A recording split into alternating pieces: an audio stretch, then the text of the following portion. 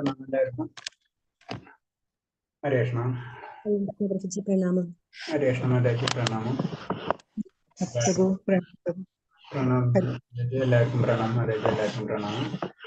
ഹരേഷ്ണ. നമുക്ക് ആദ്യം പ്രാർത്ഥനയിലേക്ക് കടക്കാം. ഓം നമോ ഭഗവതേ വാസുദേവായ. ഓം നമോ ഭഗവതേ വാസുദേവായ. ഓം നമോ ഭഗവതേ വാസുദേവായ. നാരായണം നമസ്കൃത്യം നരം ചൈവ നരോത്തമം ദേവീം സരസ്വതീം വ്യാസം തതോ ജയമുദിരയേത്.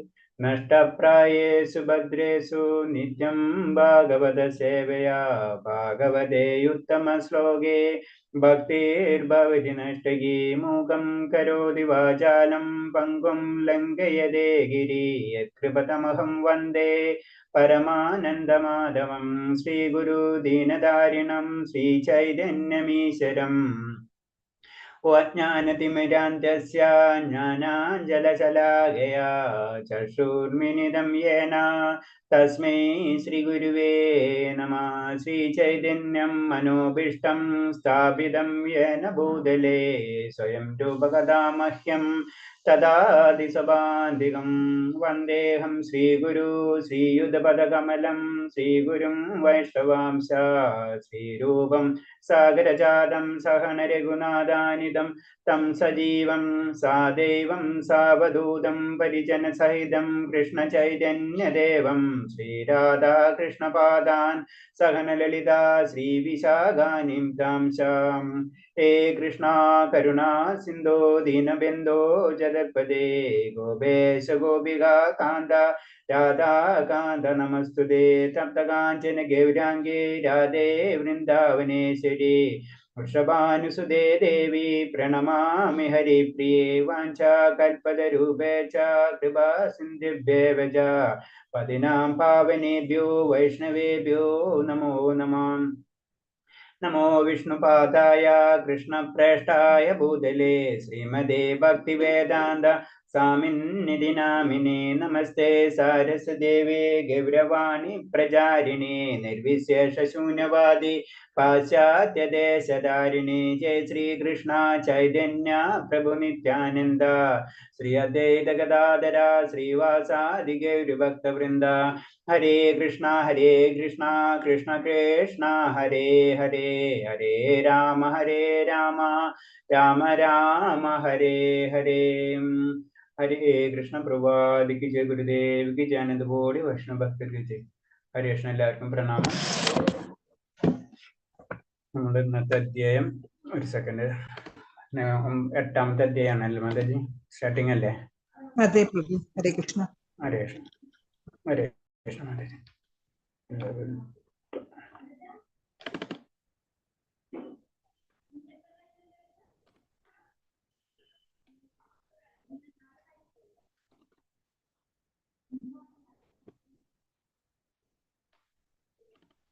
സെക്കൻഡ് കേട്ടോ. ഹരേ കൃഷ്ണ.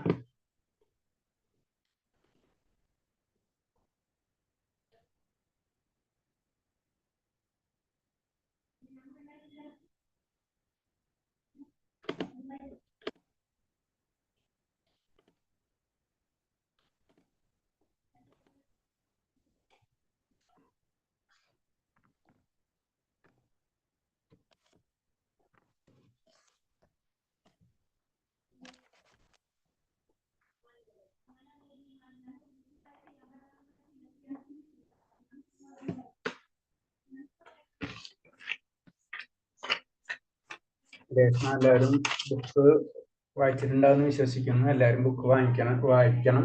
പിന്നെ ബുക്ക് വാങ്ങിക്കാത്തവർ ബുക്ക് വാങ്ങിക്കണം. പിന്നെ ജപം സ്റ്റാർട്ട് ചെയ്തിട്ട് ജപം സ്റ്റാർട്ട് ചെയ്യണം. അറ്റ്ലീസ്റ്റ് 2 പ്രാവശ്യമെങ്കിലും ജപിക്കുക.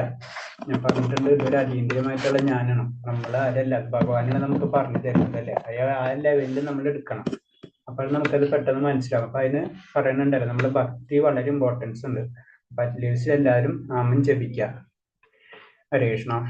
നമുക്ക് അധ്യായം 8 പരമപദ പ്രാപ്തി. അദ്ദേഹത്തിന്റെ പേരാണ് പരമപദം. ആ പരമപദം തന്നെയാണ്. അപ്പൊ അത് തന്നെയാണ്, ആ പരമപദത്തിലേക്കുള്ള യാത്രയാണ് നമ്മൾ എല്ലാവരും, അല്ലെ? അവിടെ അതെന്താണ് ആ സ്ഥലത്തിന്റെ പ്രത്യേകത, അതെന്താണെന്ന് ഇൻഡയറക്റ്റ് ആയിട്ട് ഭഗവാൻ പറഞ്ഞു തരണം. ആ സ്ഥലത്തിന്റെ പ്രത്യേകത അതായത് ഭഗവാന്റെ ലോകത്തെ പറ്റി പതുക്കെ പതുക്കെ നമുക്ക് ഒരു ഇൻട്രൊഡക്ഷൻ തരുന്ന പോലെയാണ്. നമുക്കറിയാം നമ്മൾ 6 അധ്യായം കഴിഞ്ഞ് 7, 8 ആയി അല്ലെ. 7, 8 ഒക്കെ ഏതാണ് ഭക്തി യോഗത്തിലാണ് വരുന്നത് അല്ലെ. ഭഗവാനെ പറ്റി ഒന്ന് പറഞ്ഞു തരുന്ന കാര്യങ്ങൾ, ഭഗവാനെ പറ്റി പറഞ്ഞത് കഴിഞ്ഞ അദ്ദേഹത്തിൽ ഭഗവാനെ പറ്റി കുറെ കാര്യങ്ങൾ പറഞ്ഞു തന്നു. ഇപ്പൊ ഈ അധ്യായത്തില് അതേപോലെ തന്നെ ഭഗവാന്റെ കാര്യങ്ങളും അതേപോലെ തന്നെ നെക്സ്റ്റ് ഭഗവാന്റെ ലോകത്തിന്റെ പ്രത്യേകതകളും ഒരു ഭക്തന്റെ പ്രത്യേകത ഒക്കെ അതൊക്കെയാണ് ഈ അധ്യായത്തില് വിവരിക്കുന്നത്. അതിൽ പ്രത്യേകിച്ച് പരമപദ പ്രാപ്തി, ഭഗവാന്റെ പരമപദം അല്ലെ, നമുക്കറിയാവുന്നതാണ്. ആ പദത്തിലേക്കുള്ള യാത്രയാണ് നമ്മൾ, അല്ലെങ്കിൽ ഭഗവാന്റെ ധാമത്തിലേക്കുള്ള യാത്രയാണ്. അതിന്റെ കാര്യങ്ങളാണ് 8-ാം അധ്യായത്തില് വിവരിക്കുന്നത്. അപ്പൊ ആദ്യം അർജുനൻ തന്നെ ചോദിക്കുന്നതാണ് ഭഗവാനോട്. അർജുന ഉവാച കിം തത് ബ്രഹ്മ കിദാത്മം കിം കർമ്മ പുരുഷോത്തമ ആദിഭൂതം ചം കിം പ്രോക്തമാതിദൈവം കിമോച്യതേ. അർജുനൻ ചോദിച്ചു, ഹേ പുരുഷോത്തമ, എന്താണ് ബ്രഹ്മം? ആത്മാവെന്നാൽ എന്ത്? ബലോദിഷ്ഠ കർമ്മങ്ങൾ എന്നാൽ എന്ത്? ഭൗതിക പ്രപഞ്ചം എന്ന് ദേവന്മാരും പറയപ്പെടുന്ന എന്തിനെയാണ്? അപ്പൊ ഇതില് ചോദിക്കുന്ന ചോദ്യങ്ങളാണ്. അർജുന ആദ്യം ചോദിക്കുന്നത് എന്താണ് ഈ ബ്രഹ്മം. അപ്പൊ ആ ലോകത്തെ പറ്റി വർണ്ണിക്കാൻ പോകണല്ലോ ഭഗവാൻ. അപ്പൊ ആ ലോകത്തെ പറ്റി അർജുനൻ ചോദിക്കണം, ആദ്യം എന്താണ് ബ്രഹ്മം എന്ന് പറഞ്ഞാൽ എന്താണ്, ആത്മാവ് എന്താണെന്ന് പറഞ്ഞാൽ എന്താണ്, ബലോദിഷ്ഠ കർമ്മങ്ങൾ പറഞ്ഞാൽ എന്താണ്, ഭൗതിക പ്രപഞ്ചം ദേവന്മാർ ഇതൊക്കെ പറഞ്ഞത് എന്താണെന്ന് ഭഗവാൻ ചോദിക്കുകയാണ്. അപ്പൊ നമുക്ക് ഇൻഡയറക്റ്റ് ആയിട്ട് നമുക്കറിയാം ബ്രഹ്മം എന്ന് പറയുമ്പോൾ നമുക്കറിയാം ഭഗവാന്റെ ജ്യോതിസ് ആണ് അല്ലെ. അതിനാണ് നമ്മൾ ഇൻഡയറക്റ്റ് ആയിട്ട് ബ്രഹ്മം എന്ന് പറയുന്നത്, അതാണ് ബ്രഹ്മം. പിന്നെ അടുത്തത് നമുക്ക് എന്താണ്, ആത്മാവ്. അതുപോലെ നമ്മുടെ ഉള്ളിൽ നിലനിൽക്കുന്ന ആത്മാവ്, അത് ഭഗവാന്റെ തന്നെ അംശമാണ് അല്ലെ, ജീവാത്മാവ് എന്ന് പറഞ്ഞത്, അതാണ് ആത്മാവ്. അതിൽ കൂടെ നമ്മൾ ആത്മാവുണ്ട്, ജീവാത്മാവുണ്ട്, പരമാത്മാവുണ്ട്. ഭഗവാത്മാവിന്റെ ആത്മാവാണ് പരമാത്മാവ് എന്ന് പറഞ്ഞത്. ആ ആത്മാവ് എപ്പോഴും നമ്മളെ കൂടെ തന്നെ, നമ്മുടെ ഹൃദയത്തിലും പരമാത്മാവും ഉണ്ട് അല്ലെ. അപ്പൊ ജീവാത്മാവും പരമാത്മാവും. ബലോദിഷ്ഠ കർമ്മങ്ങൾ, നമ്മൾ എന്ത് കാര്യങ്ങൾ ചെയ്യുമ്പോൾ ബലം പ്രതീക്ഷിച്ചിട്ടായിട്ടാണ് ചെയ്യുന്നത് വെച്ച് കഴിഞ്ഞാൽ അതിന് ബലോദിഷ്ഠ കർമ്മങ്ങൾ എന്ന് പറയും. അതുപോലെ തന്നെ ഭൗതിക പ്രപഞ്ചം അതും പറയും. ഭഗവാന്റെ തന്നെ ബഹിരംഗ ശക്തി ഉണ്ട് അല്ലെ. ഭഗവാന്റെ 3 ശക്തികളിൽ ഒന്നാണ് ബഹിരംഗ ശക്തി, അതാണ് ശരിക്കും ഭൗതിക പ്രപഞ്ചം, അതാണ് പ്രകൃതി ശക്തി എന്ന് പറയുന്നത് അല്ലെ. പിന്നെ ദേവന്മാരെന്ന് പറഞ്ഞത് ഭഗവാന്റെ തന്നെ ശക്തികളാണ്, ഭഗവാന്റെ തന്നെ നമ്മളെപ്പോലെ തന്നെ ജീവാത്മാക്കളാണ്. പക്ഷെ ഭഗവാൻ അത് ദേവന്മാർക്ക് ഓരോ കാര്യങ്ങൾ ചെയ്യാൻ പ്രവർത്തിക്കാൻ വേണ്ടി കൊടുത്തിരിക്കുകയാണ്. ഒരു അധികാരി എന്നുള്ള ലെവലിൽ കൊടുത്തിരിക്കുകയാണ് അല്ലെ. ഓരോ ദേവന്മാർക്കും അഗ്നിദേവന് അഗ്നിദേവന്റെ ഡ്യൂട്ടി ഉണ്ട്, ഇപ്പൊ യമദേവന്റെ ഡ്യൂട്ടി ഉണ്ട്, അതുപോലെ തന്നെ വരുണനെങ്കിൽ വരുണന്റെ ഡ്യൂട്ടി ഉണ്ട്, ഇന്ദ്രന്റെ ഡ്യൂട്ടി ഉണ്ട്. അപ്പൊ എല്ലാവർക്കും കുറെ ഡ്യൂട്ടീസ് കൊടുത്തിട്ടുണ്ട് അല്ലെ. അത് ദേവന്മാർ, അതും ശരിക്കും പറഞ്ഞ ജീവാത്മാക്കൾ തന്നെയാണ്. ഭഗവാന്റെ നമ്മളെപ്പോലെ തന്നെയുള്ള ജീവാത്മാക്കൾ തന്നെയാണ് അല്ലെ. അപ്പൊ ഈ വരുണൻ അഗ്നി എന്നൊക്കെ പറഞ്ഞതും ശരിക്കും ഭഗവാന്റെ ഒരു പൊസിഷൻസ് ആണ്. നമ്മളിപ്പോ പറയല്ലോ പഞ്ചായത്ത് പ്രസിഡന്റ്, അതേപോലെ തന്നെ അങ്ങനെ പറഞ്ഞ പോലെ തന്നെയാണ്. അപ്പൊ അതാണ് പൊസിഷൻ. അതിന് ഏത് ജീവാത്മാക്കൾക്ക് വേണമെങ്കിലും അത് നമ്മൾ പ്യൂരിഫൈ ആയി കഴിഞ്ഞാൽ ആ ലോകത്തിലേക്ക് വരാൻ പറ്റും. ഈവൻ ബ്രഹ്മലോകത്തിൽ ബ്രഹ്മദേവനാവാൻ പറ്റും എന്ന് പറയുന്നുണ്ട് ജീവാത്മാവ്. അഥവാ ആ സമയത്ത് ബ്രഹ്മദേവന് പറ്റിയിട്ടുള്ള ആ പൊസിഷൻ, പ്രൈം മിനിസ്റ്റർ എന്ന് പറഞ്ഞ പോലെ തന്നെ ആ പൊസിഷൻ ഒരു സൂട്ടബിൾ ആയിട്ടുള്ള ഒരു ജീവാത്മാവ് ഇല്ലെങ്കിൽ ഭഗവാൻ തന്നെ ബ്രഹ്മദേവനായിട്ട് അവതരിക്കുന്ന പറയുന്നത്. അപ്പൊ അങ്ങനെയാണ്. അപ്പൊ അതിനെ പറ്റിയാണ് ഇപ്പൊ അദ്ദേഹത്തിൽ ഡീറ്റെയിൽ ആയിട്ട് പറയുന്നത്. അപ്പൊ ഇതിൽ തന്നെ പറയുന്നത്, ഇതിൽ പരമമായ നിരപേക്ഷ തത്വമാണ് ബ്രഹ്മം, പരമാത്മ, ഭഗവാൻ എന്നീ പേരാണ് ശ്രീമദ് ഭാഗവതം. അപ്പൊ ഈ ബ്രഹ്മം എന്ന് പറയുമ്പോൾ ഭഗവാന്റെ പറഞ്ഞില്ലേ ജ്യോതിസിനാണ് നമ്മള് ബ്രഹ്മം എന്ന് പറയുന്നത്. പിന്നെ അതാണ് പരമാത്മാവ് എന്ന് പറഞ്ഞത്, ഭഗവാൻ എന്നീ പേരുകൾ. അപ്പൊ 3 പേരുകളിലും അത് അറിയപ്പെടുന്നു. ബ്രഹ്മം എന്ന് പറയുമ്പോൾ അൾട്ടിമേറ്റ് ഇനീഷ്യൽ സ്റ്റേജിൽ നമ്മൾ ആദ്യമായിട്ട് നോക്കുമ്പോൾ നമുക്ക് തോന്നാന്ന് പറഞ്ഞാൽ ഒരു പ്രകാശമാനാണ് അല്ലെ. അപ്പൊ അതിന്റെ ഉള്ളിൽ തന്നെയാണ് ശരിക്കും പരമാത്മാവും അതുപോലെ തന്നെ ഭഗവാൻ സാക്ഷാത്കാരമൊക്കെ ഉള്ളത് അല്ലെ. അതിന്റെ ഉള്ളിലേക്ക് പോകുന്തോറാണ് നമുക്ക് പല കാര്യങ്ങളും അറിയാൻ കഴിയുക. എന്നിരുന്ന പോലെയാണ് ഇപ്പൊ നമുക്കൊരു ന്യൂക്ലിയസ്, നമുക്കൊരു ചെറിയ സയൻസിൽ നമ്മൾ പഠിച്ചിട്ടുണ്ട് അല്ലെ, ചെറിയ ആറ്റം എന്ന് പറയുന്ന പോലെ. അപ്പൊ ആറ്റം മുകളിൽ നോക്കുമ്പോൾ ആറ്റാണ്, പക്ഷെ അതിന്റെ ഉള്ളിലേക്ക് പോകുമ്പോൾ ന്യൂക്ലിയസും അതിനുള്ളിലുള്ള ഇലക്ട്രോൺസും ഒക്കെ കാണുന്നത് പോലെ തന്നെ എന്ന് പറഞ്ഞ പോലെ തന്നെയാണ് ഭഗവാന്റെ ആ ലോകത്തെ പറ്റി. പുറമേക്കുള്ള ലോകമാണെങ്കിലും നമുക്കറിയാം ഇപ്പൊ ഗാലക്സികൾ ഉണ്ടെന്ന് അറിയാലോ. ഗാലക്സികൾ നോക്കുമ്പോൾ ഇവിടെ നോക്കുമ്പോൾ വെറും ഒരു നക്ഷത്ര കൂട്ടാണ്, പക്ഷെ അതിന്റെ ഉള്ളിലേക്ക് ഇറങ്ങി ചെല്ലുമ്പോഴോ നമുക്ക് പല കാര്യങ്ങളും മനസ്സിലാക്കാൻ പറ്റുള്ളൂ എന്ന് പറഞ്ഞ പോലെ തന്നെ ഭഗവാൻ ആദ്യം ആ ബ്രഹ്മ പൊസിഷനും പിന്നെ പരമാത്മാ പൊസിഷനും അതിന്റെ ഉള്ളിൽ ശരിക്കും ശ്രദ്ധിച്ച് നോക്കിക്കഴിഞ്ഞാൽ അതിലേക്ക് നമ്മൾ ആത്മീയമായിട്ട് ഉയർന്നു കഴിഞ്ഞാൽ ശരിക്കും ഭഗവാൻ സാക്ഷാത്കാരവും നമുക്ക് ലഭിക്കും എന്നാണ് പറയുന്നത്. അപ്പൊ പിന്നെ ഇതില് തന്നെ പറഞ്ഞു ഈ അധ്യായത്തിൽ കേവലം സുഹൃത്തിന് ഓക്കെ ഇത് പറഞ്ഞ പോയിന്റ്സ് തന്നെയാണ്. ഇനി രണ്ടാമത്തെ ശ്ലോകം വായിക്കാം. ആദി യജ്ഞ കഥം ഘോദ ദേഹാസ്മിൻ മധുസൂദന പ്രായേണ കാലം ച കഥം യജ്ഞോസ്യ നിയതാത്മഭി. മധുസൂദന ആരാണ്? യജ്ഞദേവത. ഈ ശരീരത്തിൽ അദ്ദേഹം എങ്ങനെ കുടികൊള്ളുന്നു? ഭക്തിയുത സേവന നിരതരായവർക്ക് മരണവേളയിൽ അങ്ങയെ എങ്ങനെ അറിയാൻ കഴിയും? പിന്നെ അടുത്ത ചോദ്യങ്ങളിലാണ്. അപ്പൊ ആരാണ് യജ്ഞദേവത? യജ്ഞം എന്ന് പറഞ്ഞാൽ പൂജ. നമ്മൾ അറിയാം, നമ്മൾ പൂജകളൊക്കെ സമർപ്പിക്കേണ്ടത്. യജ്ഞം എന്ന് പറഞ്ഞാൽ സാധാരണ രീതിയിൽ നമ്മൾ മനസ്സിലാക്കേണ്ടത് നമ്മൾ പൂജകൾ നമ്മൾ ചിന്തിച്ച ആരാധനകൾ. അപ്പൊ അതിൽ പറയുമ്പോൾ അതിൽ ആരാണ് ഏറ്റവും ഇമ്പോർട്ടൻസ് യജ്ഞിക്കേണ്ടത്, നമ്മൾ പൂജിക്കേണ്ടത് ആരെയാണെന്നാണ് ഇൻഡയറക്റ്റ് ആയിട്ട് ചോദിക്കേണ്ടത്. അപ്പൊ ഈ ശരീരത്തിൽ അദ്ദേഹം എങ്ങനെ കുടികൊള്ളുന്നു? അപ്പൊ നമ്മുടെ ശരീരത്തിൽ അങ്ങനെ അദ്ദേഹം എങ്ങനെയാണ് യജ്ഞദേവത എങ്ങനെയാണ് കുടികൊള്ളുന്നത്? ഭക്തി നിരതരായവർക്ക് മരണവേള എങ്ങനെ അറിയാൻ കഴിയും? നമ്മൾ ശരിക്കും ഭക്തിയിലേക്ക് ഉയർന്നു കഴിഞ്ഞു കഴിഞ്ഞാൽ മരണസമയത്താണല്ല നമ്മൾ ഭഗവാനെ ശരിക്കും ഓർമ്മിക്കുന്നത്. കാരണം ആ സമയത്ത് എല്ലാ പ്രശ്നങ്ങളും നമുക്ക് ഒന്നിച്ചു വരുന്ന ഒരു അവസ്ഥയാണ് അല്ലെ. അടുത്ത ജന്മത്തിലേക്കുള്ള ഒരു വഴികാട്ടിയാണ് അത് പറയുന്നത്. ഈ ജന്മത്തിന്റെ കംപ്ലീറ്റ് ഒരു പരീക്ഷ പോലെയാണ് മരണസമയം എന്ന് പറയുന്നത്. അപ്പൊ ആ സമയത്ത് എങ്ങനെയാണ് ഭഗവാനെ അറിയാൻ കഴിയാം എന്നാണ് ചോദിക്കുന്നത്. അപ്പൊ ഇതിൽ പറഞ്ഞത് എന്താണ്? ആരാണ് യഥാർത്ഥ യജ്ഞദേവതയെന്നും അവിടുന്ന് ജീവാത്മായ ശരീരത്തിൽ കുടികൊള്ളും, അതാണ് അതിന് ചോദിക്കുന്നത്.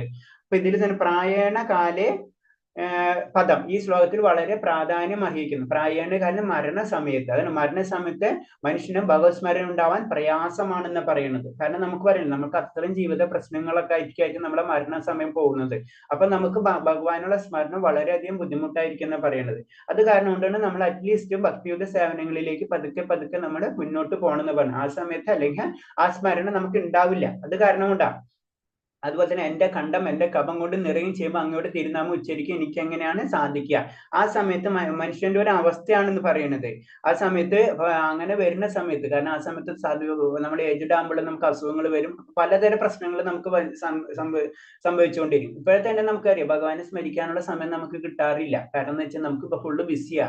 പിന്നെ അത് കഴിഞ്ഞിട്ടോ ശരീരം തന്നെ പ്രശ്നമായി തുടങ്ങും. അപ്പോഴാണ് പിന്നെ നമുക്ക് ഒട്ടും ചെയ്യാൻ പറ്റില്ല. നമ്മൾ വിചാരിക്കും ആ സമയത്ത് പിന്നെ ഒട്ടും ചെയ്യാൻ പറ്റാത്ത ഒരു അവസ്ഥയിലേക്ക് പോകുന്ന പറയുന്നത്. അതിനൊരു ഉദാഹരണം പറഞ്ഞ പരമഭക്തനായ കുലശേഖര മഹാരാജാവ് ഇങ്ങനെ പ്രാർത്ഥിക്കുന്നു: ഹേ ഭഗവാൻ, എനിക്കിപ്പോൾ പൂർണ്ണ ആരോഗ്യമുണ്ട്, ഉടനെ തന്നെ മരിക്കാനാണ് എനിക്ക് ഉത്തമം. അപ്പൊ കുലശേഖര മഹാരാജാവ് വലിയൊരു ഭക്തനാണ് അല്ലെ. അപ്പൊ കുലശേഖര മഹാരാജ് പ്രാർത്ഥിക്കുന്നത് തന്നെ ഇങ്ങനെയാണ്: എനിക്കിപ്പോ ഒരു കുഴപ്പമില്ല, ഇപ്പോൾ തന്നെ എനിക്ക് മരിക്കാൻ, അത് അങ്ങയുടെ പദകമലങ്ങളിൽ എനിക്ക് പ്രാപിക്കണം എന്നാണ് എന്റെ ആഗ്രഹം. കാരണം ഏജ്ഡ് ആകുമ്പോൾ എനിക്ക് ഇങ്ങനത്തെ പ്രശ്നങ്ങൾ, എന്റെ കണ്ടം കപം ഇതൊക്കെ നിറഞ്ഞ് പ്രശ്നങ്ങൾ വരും എന്ന് പറയുന്നത്. അപ്പൊ ഇതിൽ പറഞ്ഞ യജ്ഞദേവത എന്ന് പറഞ്ഞ പോയിന്റ് എന്ന് പറയുന്നത് ശരിക്കും യജ്ഞദേവത എന്ന് പറയുമ്പോൾ വിഷ്ണു ഭഗവാൻ തന്നെയാണ്. നമ്മൾ എന്താ സമർപ്പിക്കുന്നതും അത് ഭഗവാനിലേക്ക് തന്നെയാണ് എത്തുന്നത്. അപ്പൊ ഈ ഇന്ദ്രനാണോ അപ്പൊ നമുക്ക് ഒരു കഥ, അതിന്റെ കഥ നമുക്കറിയാലോ. ഭഗവാൻ ഗോവർദ്ധനഗിരി ഉയർത്താനുള്ള കാരണം അതൊക്കെ യജ്ഞദേവത ഇന്ദ്രനായിട്ട് സമർപ്പിക്കുന്ന രീതിയിൽ നിന്ന് മാറ്റം വരുത്താണ്. അതാണ് പിന്നെ അതിന്റെ ബേസിക് ആയിട്ട് കഥ പറഞ്ഞു തരുന്നത്. അപ്പൊ ശരിക്കും എല്ലാതും സമർപ്പണം ഭഗവാനിക്ക് തന്നെ ആയിരിക്കണം. അതാണ് ശരിക്കും യജ്ഞദേവത എന്ന് പറഞ്ഞു കഴിഞ്ഞാൽ മഹാവിഷ്ണു അല്ലെങ്കിൽ വിഷ്ണു അല്ലെങ്കിൽ ഭഗവാൻ തന്നെയാണ്. പക്ഷെ ഇന്ദ്രൻ എന്ന് പറയുമ്പോൾ അതാണ് ഭഗവാൻ നിശ്ചയിച്ചിട്ടുള്ള ഒരു ഭരണകർത്താവ് മാത്രമാണ് അല്ലെ. മഴ ചെയ്യിപ്പിക്കുക അല്ലെങ്കിൽ ഭാര്യ കാര്യങ്ങൾ നിയന്ത്രിക്കുക. അപ്പൊ അത് ശരിക്കും ഇന്ദ്രനെ മനസ്സിലാക്കി കൊടുക്കാൻ വേണ്ടി മാത്രമാണ് അന്ന് ഗോവർദ്ധനഗിരിയുടെ ഒരു ലീല ഭഗവാൻ കാണിക്കണം. അപ്പൊ ഇന്ദ്രനെ മനസ്സിലാവുന്നത് ഞാൻ ശരിക്കും ഇത്രയേ ഉള്ളൂ, എന്റെ പൊസിഷൻ തന്നെ ഭഗവാന്റെ മുന്നിൽ ഇത്രയേ ഉള്ളൂ എന്നുള്ള അതൊരു വരുമ്പോ അത് ഇന്ദ്രൻ ഭഗവാൻ അങ്ങനെ ഒരു ലീല കാണിക്കുമ്പോൾ ഒരർത്ഥമല്ല പല മീനിങ്ങുകളും നമുക്ക് അതിൽ നിന്ന് മനസ്സിലാക്കാൻ പറ്റും. അതേപോലെ തന്നെ അപ്പൊ അതാണ് തെളിവിൽ പറഞ്ഞുകൊണ്ടിരിക്കുന്നത് ഈ അധ്യായത്തില്. ഈ ശ്ലോകത്തിൽ അടുത്ത ശ്ലോകത്തിലേക്ക് കടക്കാം. ശ്രീ ഭഗവാനുവാചാം അക്ഷരം ബ്രഹ്മം പരം സ്വഭാവധ്യാത്മ്യമുച്യതേ ഭൂതഭാവവദഘോരോ വിസർഗോക്സം കർമ്മ സംചിത.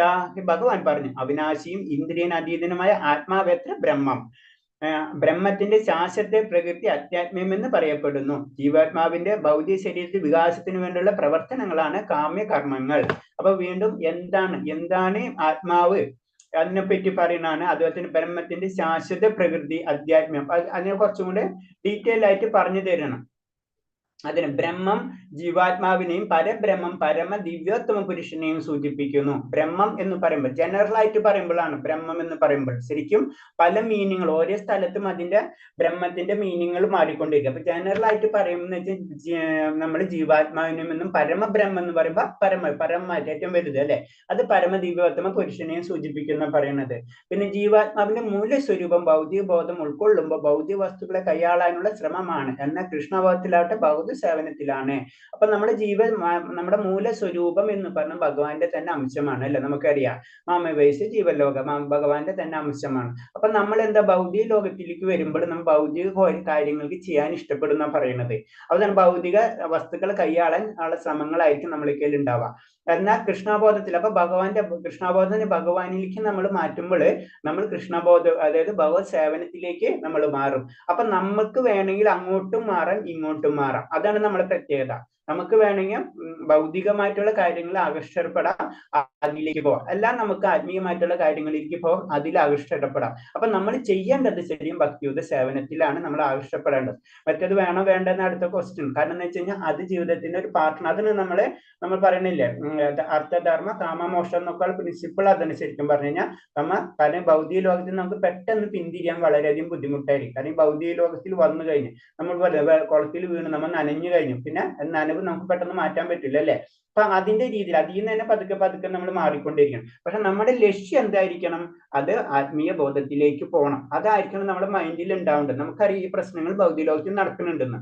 ജീവാത്മാവിന്റെ ഭഗവാൻ തടസ്സ ശക്തി എന്ന് പറഞ്ഞു. അപ്പൊ ഭഗവാന്റെ ആ ശക്തി തന്നെയാണ് നമ്മൾ പറഞ്ഞില്ലേ, ജീവാത്മാവ് എന്ന് പറഞ്ഞത് ഭഗവാന്റെ ശക്തി. ആ ശക്തിനെയാണ് പറയുന്നത് തടസ്സ ശക്തി എന്നാണ് പറയാം. 3 ശക്തികളുണ്ട്. ഒന്ന് ഭഗവാന്റെ ആന്തരിക ശക്തി, ബഹിരംഗ ശക്തി, തടസ്സ ശക്തി. അപ്പൊ നമ്മൾ തടസ്സ ശക്തി, ജീവാത്മാക്കൾ എന്ന് പറയുന്നത് ഭഗവാന്റെ 3ാമത്തെ ശക്തിയായ തടസ്സ ശക്തിയാണ്. അത് ഉത്കൃഷ്ടമായിട്ടുള്ള ശക്തി തന്നെയാണ്. ആ ശക്തിക്ക് പ്രത്യേകത എന്ന് പറഞ്ഞു കഴിഞ്ഞാൽ ആ ശക്തിക്ക് ആത്മീയതയിലേക്കും അതുപോലെ ഭൗതികതയിലേക്കും അല്ലെങ്കിൽ അധമ ശക്തിയിലേക്കും അല്ലെങ്കിൽ ഉത്കൃഷ്ട ശക്തിയിലേക്കും സഞ്ചരിക്കാനുള്ള കഴിവുണ്ട്. അതാണ് അതിന്റെ പ്രത്യേകത. മനുഷ്യൻ ചിലപ്പോൾ യജ്ഞങ്ങൾ അനുഷ്ഠിക്കും, പുണ്യം തീരുമ്പോൾ മനുഷ്യരൂപേണ വീണ്ടും ഭൂമിയിൽ വന്ന് പിറക്കുകയും ചെയ്യുന്നതാണ്. ഈ പ്രക്രിയയാണ് കർമ്മം. അപ്പൊ കർമ്മം എന്ന് പറയുന്നതിന്റെ ഒരു ഡെഫിനേഷൻ എന്ന് പറയുന്നത്, കർമ്മം എന്ന് പറഞ്ഞു കഴിഞ്ഞാൽ നമ്മളെ പുണ്യകർമ്മങ്ങളൊക്കെ ജീവിതത്തിൽ ചെയ്തുകൊണ്ടിരിക്കും. അപ്പൊ നമ്മൾ ഓട്ടോമാറ്റിക് ആയിട്ട് നമ്മൾ ഉന്നതമായ ഗ്രഹങ്ങളിലേക്ക്, നമുക്കറിയാം സ്വർഗ്ഗലോകം, നമ്മൾ മർത്യലോകം, പിന്നെ ഭൂർലോകം, സ്വർഗ്ഗലോകം, അങ്ങനെ തപോലോകം, ജനോലോകം, അങ്ങനെ അൾട്ടിമേറ്റ് ബ്രഹ്മലോകം അല്ലെങ്കിൽ സത്യലോകം വരെ നമുക്ക് ഉയരാൻ കഴിയും. പക്ഷെ എന്താ പ്രശ്നം? ക്ഷീണ പുണ്യ മർത്യലോക വിശന്തി. അതായത് നമ്മുടെ പുണ്യം തീരുമ്പോൾ താഴത്തേക്ക് പതുക്കെ പതുക്കെ നമ്മൾ ഇറങ്ങുന്ന പറയുന്നത്. അങ്ങനെ ആ പ്രക്രിയയാണ് നമ്മൾ കർമ്മം എന്ന് പറയുന്നത്. അതേപോലെ തന്നെ തിരിച്ച് ചെയ്യണമെന്ന് വെച്ച് കഴിഞ്ഞാൽ നമ്മൾ നെഗറ്റീവായിട്ട് പാപകർമ്മങ്ങൾ ചെയ്യുമ്പോൾ തപവിതളം സുതളം എന്നിങ്ങനെ ഇറങ്ങി ഈവൻ ചിലപ്പോൾ നമ്മൾ പാതാളത്തിലേക്ക് വരെ പോവാം. പിന്നെ ആയ പാപകർമ്മത്തിന്റെ തോത് കറിയുന്നതനുസരിച്ച് വീണ്ടും നമ്മൾ ഉയർന്ന് മനുഷ്യന്റെ ആ മൃത്യുലോകത്തിലേക്ക് അല്ലെങ്കിൽ മർത്യലോകത്തിലേക്ക് നമുക്ക് എത്താൻ കഴിയും. ഇതാണ് ഈ പ്രക്രിയയാണ് കർമ്മം എന്ന് പറയുന്നത്. അപ്പൊ അതിന് പറയുന്നത് ഒന്ന്, പിന്നെ ഇതിൽ പറയുന്നത് ഒന്ന് കർമ്മമായി, പിന്നെ പറയുന്നത് അതീന്ദ്ര ആത്മാവിനെ പറ്റി പറഞ്ഞു. അതായത് ജീവാത്മാവുണ്ട്, പരമാത്മാവുണ്ട്. അങ്ങനെ 2 തരം ആത്മാവുണ്ട്. അതാണ് അല്ലെങ്കിൽ ബ്രഹ്മം, പരബ്രഹ്മം അല്ലെങ്കിൽ ബ്രഹ്മം സീത പറയുമ്പോൾ അത് ജീവനെ പറ്റി പറയുന്നതായി. പിന്നെ ബ്രഹ്മത്തിന്റെ ശാശ്വത പ്രക്രിയ അധ്യാത്മീയമെന്ന്. കാരണം എന്താണ്? ഭഗവാന്റെ ശക്തി തന്നെയാണല്ലോ നമ്മൾ. അപ്പൊ എന്താണ് ആത്മീയം എന്ന് പറയുമ്പോൾ അല്ലെങ്കിൽ ആത്മാവ്, ഇതൊക്കെ ഒരേ വേർഡാണ്, ഇന്റർലിങ്ക് ആണ്, നമ്മൾ ശ്രദ്ധിച്ചാലറിയാം. അപ്പൊ അത് ശാശ്വത, അത് ശാശ്വതമായിട്ടുള്ളതിന്റെ പ്രകൃതി എന്ന് പറഞ്ഞത് ആത്മീയ തന്നെയാണ്. അത് ഭൗതികമായിട്ടുള്ള ഒരു വസ്തുവല്ല. നമ്മൾ ഇവിടെ ഉണ്ടാക്കിയിട്ടുള്ള പഞ്ചഭൂത നിർമ്മിതമായിട്ടുള്ള വസ്തുക്കൾ കൊണ്ടല്ല ആത്മാവ് നിർമ്മിച്ചിട്ടുള്ളത്. അത് ശാശ്വതമായിട്ടുള്ളത് ആത്മീയമാണ്. അത് ഭഗവാന്റെ ശക്തിയാണ്. അതാണ് പറഞ്ഞത്. അപ്പൊ ബ്രഹ്മത്തിന്റെ ശാശ്വത, അതായത് നമ്മുടെ ആത്മാവിന്റെ ശാശ്വതമായ പ്രകൃതി എന്ന് പറഞ്ഞത് ആധ്യാത്മ്യമാണ് എന്നാ പറയുന്നത്. ഇനി അടുത്തത്, യജ്ഞം കൊണ്ട് നേടിയ പുണ്യം ക്രമേണ അവസാനിക്കുമ്പോൾ ജീവിത വർഷബന്ധുക്കൾ. അത് കാരണം എന്ന് വെച്ചാൽ നമ്മൾ അത് എങ്ങനെ ആ പ്രോസസ്സിനെ പറ്റി പറയണതാണ്. കാരണം എന്ന് വെച്ച് കഴിഞ്ഞാൽ നമ്മൾ പുണ്യം തീരുമ്പോൾ വീണ്ടും നമ്മൾ ഭൂമിയിലേക്ക് വരും, പിന്നെ ഇതിങ്ങനെ കറങ്ങിക്കൊണ്ടിരിക്കും. അപ്പൊ അതിന്റെ ഡീറ്റെയിൽ ആണ് അത് പറയുന്നത്. അത് ഓക്കെ. അടുത്ത 4ാമത്തെ ശ്ലോകം. ആദിഭൂതം ശരം ഭാവ പുരുഷജാതി ദൈവതം ആദി യജ്ഞഹമോ പാത്ര ദേഹോ ദേഹാഭൃതം വരാം. ഹേ ശരീരം കൈക്കൊണ്ടവരിൽ ശ്രേഷ്ഠനായവനെ എപ്പോഴും മാറിക്കൊണ്ടിരിക്കുന്ന ഭൗതിക പ്രകൃതിയാണ് ആദിഭൂതം, പ്രത്യക്ഷ പ്രപഞ്ചം. സൂര്യനെയും ചന്ദ്രനെയും ദേവന്മാരെ ഉൾക്കൊള്ളുന്ന ഭഗവാന്റെ വിശ്വരൂപം ആദി ദൈവം. സകല ശരീരങ്ങളുടെയും ഹൃദയത്തിൽ വാണരുളുന്ന പരമാത്മാവ് ഞാൻ ആദി യജ്ഞം എന്ന് പറയപ്പെടുന്നു. അപ്പൊ എന്താണ് ആദി ദൈവം, ആദിഭൂതം? ആദ്യം പറഞ്ഞ ആദിഭൂതം, പിന്നെ ആദി ദൈവം, പിന്നെ ആദി യജ്ഞം. അങ്ങനെ 3 കാര്യത്തെ പറ്റിയാണ് പറയുന്നത് ഭഗവാൻ. ആദിഭൂതം എന്ന് പറയുമ്പോൾ പറയണെന്ന് വെച്ച് കഴിഞ്ഞാല് അത് ഭൗതിക പ്രകൃതി, നമ്മൾ ഈ കാണുന്ന ഭൗതിക പ്രകൃതിന്, അതിൽ പ്രത്യക്ഷ പ്രമേയം നമ്മൾ കാണുന്ന ഭൗതിക പ്രകൃതിനെയാണ് നമ്മൾ പറയുന്നത് ആദിഭൂതം എന്ന് പറയുന്നത്. പിന്നെ പറഞ്ഞ സൂര്യനും ചന്ദ്രനും ദേവന്മാരും ഉൾക്കൊള്ളുന്ന ഭഗവാന്റെ വിശ്വരൂപം. കാരണം ഭഗവാന്റെ വിശ്വരൂപം വരുമ്പോൾ അതിലെല്ലാ ദേവന്മാരൊക്കെ പറഞ്ഞില്ല, ഭഗവാന്റെ കൺട്രോളിലാണ് ഈ ദേവന്മാരെ കൺട്രോളിലാണ് നമ്മൾ ഈ ഭൗതിക പ്രകൃതി, അല്ലെ? അപ്പൊ ഈ ദൈവം, ആ ഒരു സിസ്റ്റം, ആ സിസ്റ്റത്തിനായ ചന്ദ്രനും ദേവന്മാരും സൂര്യനൊക്കെ ഉൾക്കൊള്ളുന്ന ആ സിസ്റ്റത്തിന്, ആ വിശ്വരൂപത്തിനാണ് ആദി ദൈവം എന്ന് പറയുന്നത്. പിന്നെ അടുത്ത് പറയുന്നത് എന്താണ്? സകല ശരീരങ്ങളുടെ ഹൃദയത്തിൽ വാണരുളുന്ന പരമാത്മാവായ ഞാൻ കൃഷ്ണ ആദി യജ്ഞം എന്ന് പറയും. ഞാൻ എന്ന് പറഞ്ഞത് അത് ആദി യജ്ഞമാണ്. അത് എവിടെയാണ് വാണരുള്ളെന്ന് പറയുന്നത്? പരമാത്മാവായിട്ട് എല്ലാ ജീവജാലങ്ങളുടെ ഹൃദയത്തിൽ ഞാനുണ്ട്, അത് ആദി യജ്ഞം. അപ്പൊ യജ്ഞം ചെയ്യേണ്ടത് ആരെയാണ്? ഭഗവാനെയാണ്. അപ്പൊ അത് ഇൻഡയറക്റ്റ് ആയിട്ട് നമുക്ക് മനസ്സിലാവണം. അതിൽ ആദി യജ്ഞം നമ്മുടെ പരമാത്മാവാണ്, അത് എല്ലാവരുടെ ഹൃദയത്തിൽ ജീവാത്മാവിന്റെ കൂടെ നിലനിൽക്കുന്നു എന്നാണ് പറയുന്നത്. അപ്പൊ സാധാരണ ശരീരം 6 അവസ്ഥകളിലൂടെ കടന്നു പോകുന്നു: ജനനം, വളർച്ച, സ്ഥിതി, ഉൽപാദനം, ക്ഷയം, നാശം. ഈ ഭൗതിക സ്വഭാവമാണ് ആദിഭൂതം എന്ന് പറയുന്നത്. അപ്പൊ ഇത് കാരണം എന്ന് വെച്ച് കഴിഞ്ഞാൽ ഭൗതിക പ്രകൃതി എന്ന് പറയുമ്പോൾ എന്താണ്? ഇതേപോലെ തന്നെ അതിന് സൃഷ്ടിയുണ്ട്, സ്ഥിതിയുണ്ട്, സംഹാരമുണ്ട്, അല്ലെ? ഭൗതിക പ്രകൃതി അങ്ങനെയാണല്ലോ, എപ്പോഴും കുറച്ചേരം വരും, പിന്നെ നിൽക്കും, നശിച്ചു. നമ്മളും അതേപോലെ തന്നെ വരുന്നു, കുറച്ചേരം നിലനിൽക്കുന്നു, നശിച്ചു പോകുന്നു. അത് തന്നെയാണ് ഇതിൽ പറഞ്ഞത്. ആ പ്രോസസ് ഭൗതിക പ്രകൃതിയുടെ നിയമമാണത്. അപ്പൊ നമ്മളും അതിന്റെ ഉള്ളിലാണ്. അത് കാരണം കൊണ്ടാണ് നമ്മൾ ഇങ്ങനെ കറങ്ങിക്കൊണ്ടിരിക്കുന്നത്. അതാണ് നമ്മൾ മനസ്സിലാവും. ഭൗതിക പ്രകൃതി എന്ന് പറഞ്ഞാൽ സൃഷ്ടിക്കപ്പെട്ടു, സ്ഥിതി ചെയ്യണം, സംഹരിക്കണം, അല്ലെ? അതിങ്ങനെ നശിച്ചു പോകും ഭൗതിക പ്രകൃതി. അതേപോലെ അതിലൊരു പാർട്ടാണ് നമ്മൾ. അപ്പൊ നമ്മളും അതേപോലെ തന്നെ നമുക്കും സംഭവിക്കുന്നത്. അതാണ് ജനന, വളർച്ച, സ്ഥിതി, ഉൽപാദനം, ക്ഷയം, നാശം.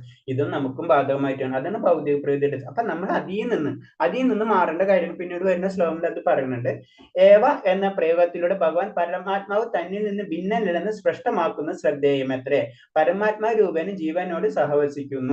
അപ്പൊ ഇതിൽ പറയുന്നത് വെച്ച് കഴിഞ്ഞാൽ ഭഗവാൻ എന്ന് പറഞ്ഞത് പരമാത്മാവാണെന്ന് വെച്ചാലും ഭഗവാനിൽ നിന്ന് അത് ഭിന്നനല്ല. അതെന്ന് വെച്ച് കഴിഞ്ഞാല് പരമാത്മാവും അതേപോലെ തന്നെ ഭഗവാനും അത് ഒരേ കൺസെപ്റ്റ് തന്നെയാണ്. പക്ഷെ പറയുമ്പോൾ നമ്മൾ ആത്മാവിൽ ഉണ്ടെന്ന് വെച്ച് കഴിഞ്ഞാല് പരമാത്മാവ് നമ്മളെ കൂടുതൽ ഉണ്ടെന്ന് വെച്ച് കഴിഞ്ഞാല് അത് ഭഗവാന്റെ തന്നെ പവറാണത്, അംശമല്ല. അത് ഭഗവാന്റെ തന്നെ ഒരു പവറാണ് നമ്മളേക്കുള്ളത്. അങ്ങനെയാണ് മനസ്സിലാക്കേണ്ടത്. അടുത്ത ശ്ലോകം. അന്തകാലേ ച മാമേവ സ്മരം മുക്തകളേവരം യം പ്രയാതി സമദ്ഭാവം യാന്തീനാശസ്ത്ര സംശയ. മരണസമയത്ത് എന്നെ തന്നെ സ്മരിച്ചുകൊണ്ട് ശരീരം ത്യജിക്കും, എന്റെ ഭാവത്തെ ഉടനെ തന്നെ പ്രാപിക്കുമെന്ന് സംശയമില്ല. ഈ ശ്ലോകമാണ് നമ്മളെ ശരിക്കും ഭക്തിയിലേക്ക് പിടിച്ചു നിർത്തുന്ന ഒരു പോയിന്റ്. ഇതാണ് കാരണം. മരണസമയത്ത് എന്നെ തന്നെ സ്മരിച്ചുകൊണ്ട് ശരീരം ത്യജിക്കുന്നവൻ എന്റെ ഭാവത്തെ ഉടനെ തന്നെ പ്രാപിക്കുമെന്ന് സംശയമില്ല. ക്ലിയർ കട്ട് ഭഗവാൻ പറഞ്ഞു തരുന്ന ശ്ലോകമാണ്. കാരണം ഭഗവാനെ സ്മരിക്കണം മരണസമയത്ത്. ആ ലെവലിലേക്ക് നമ്മൾ ഭക്തിയുടെ സേവനം പ്രാക്ടീസ് ചെയ്ത് കൊണ്ടുവരണം. അതാണ് നമ്മൾ ചെയ്യേണ്ടത്. അതാണ് നമ്മളെ ഡ്യൂട്ടി.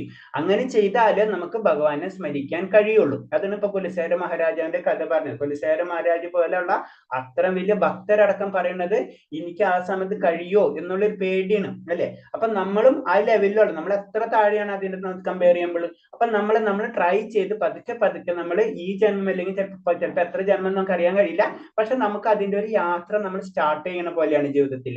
കാരണം നമ്മൾ ഈ ജന്മം അല്ലെങ്കിൽ അടുത്ത ജന്മത്തിൽ നമുക്ക് കിട്ടും. കാരണം ഭഗവാൻ പറഞ്ഞ ഈ ശ്ലോകത്തിന്റെ ബേസിലാണ് നമ്മൾ ജീവിതം നമ്മൾ സെറ്റ് ചെയ്യേണ്ടത്. അതാണ് പറയുന്നത്.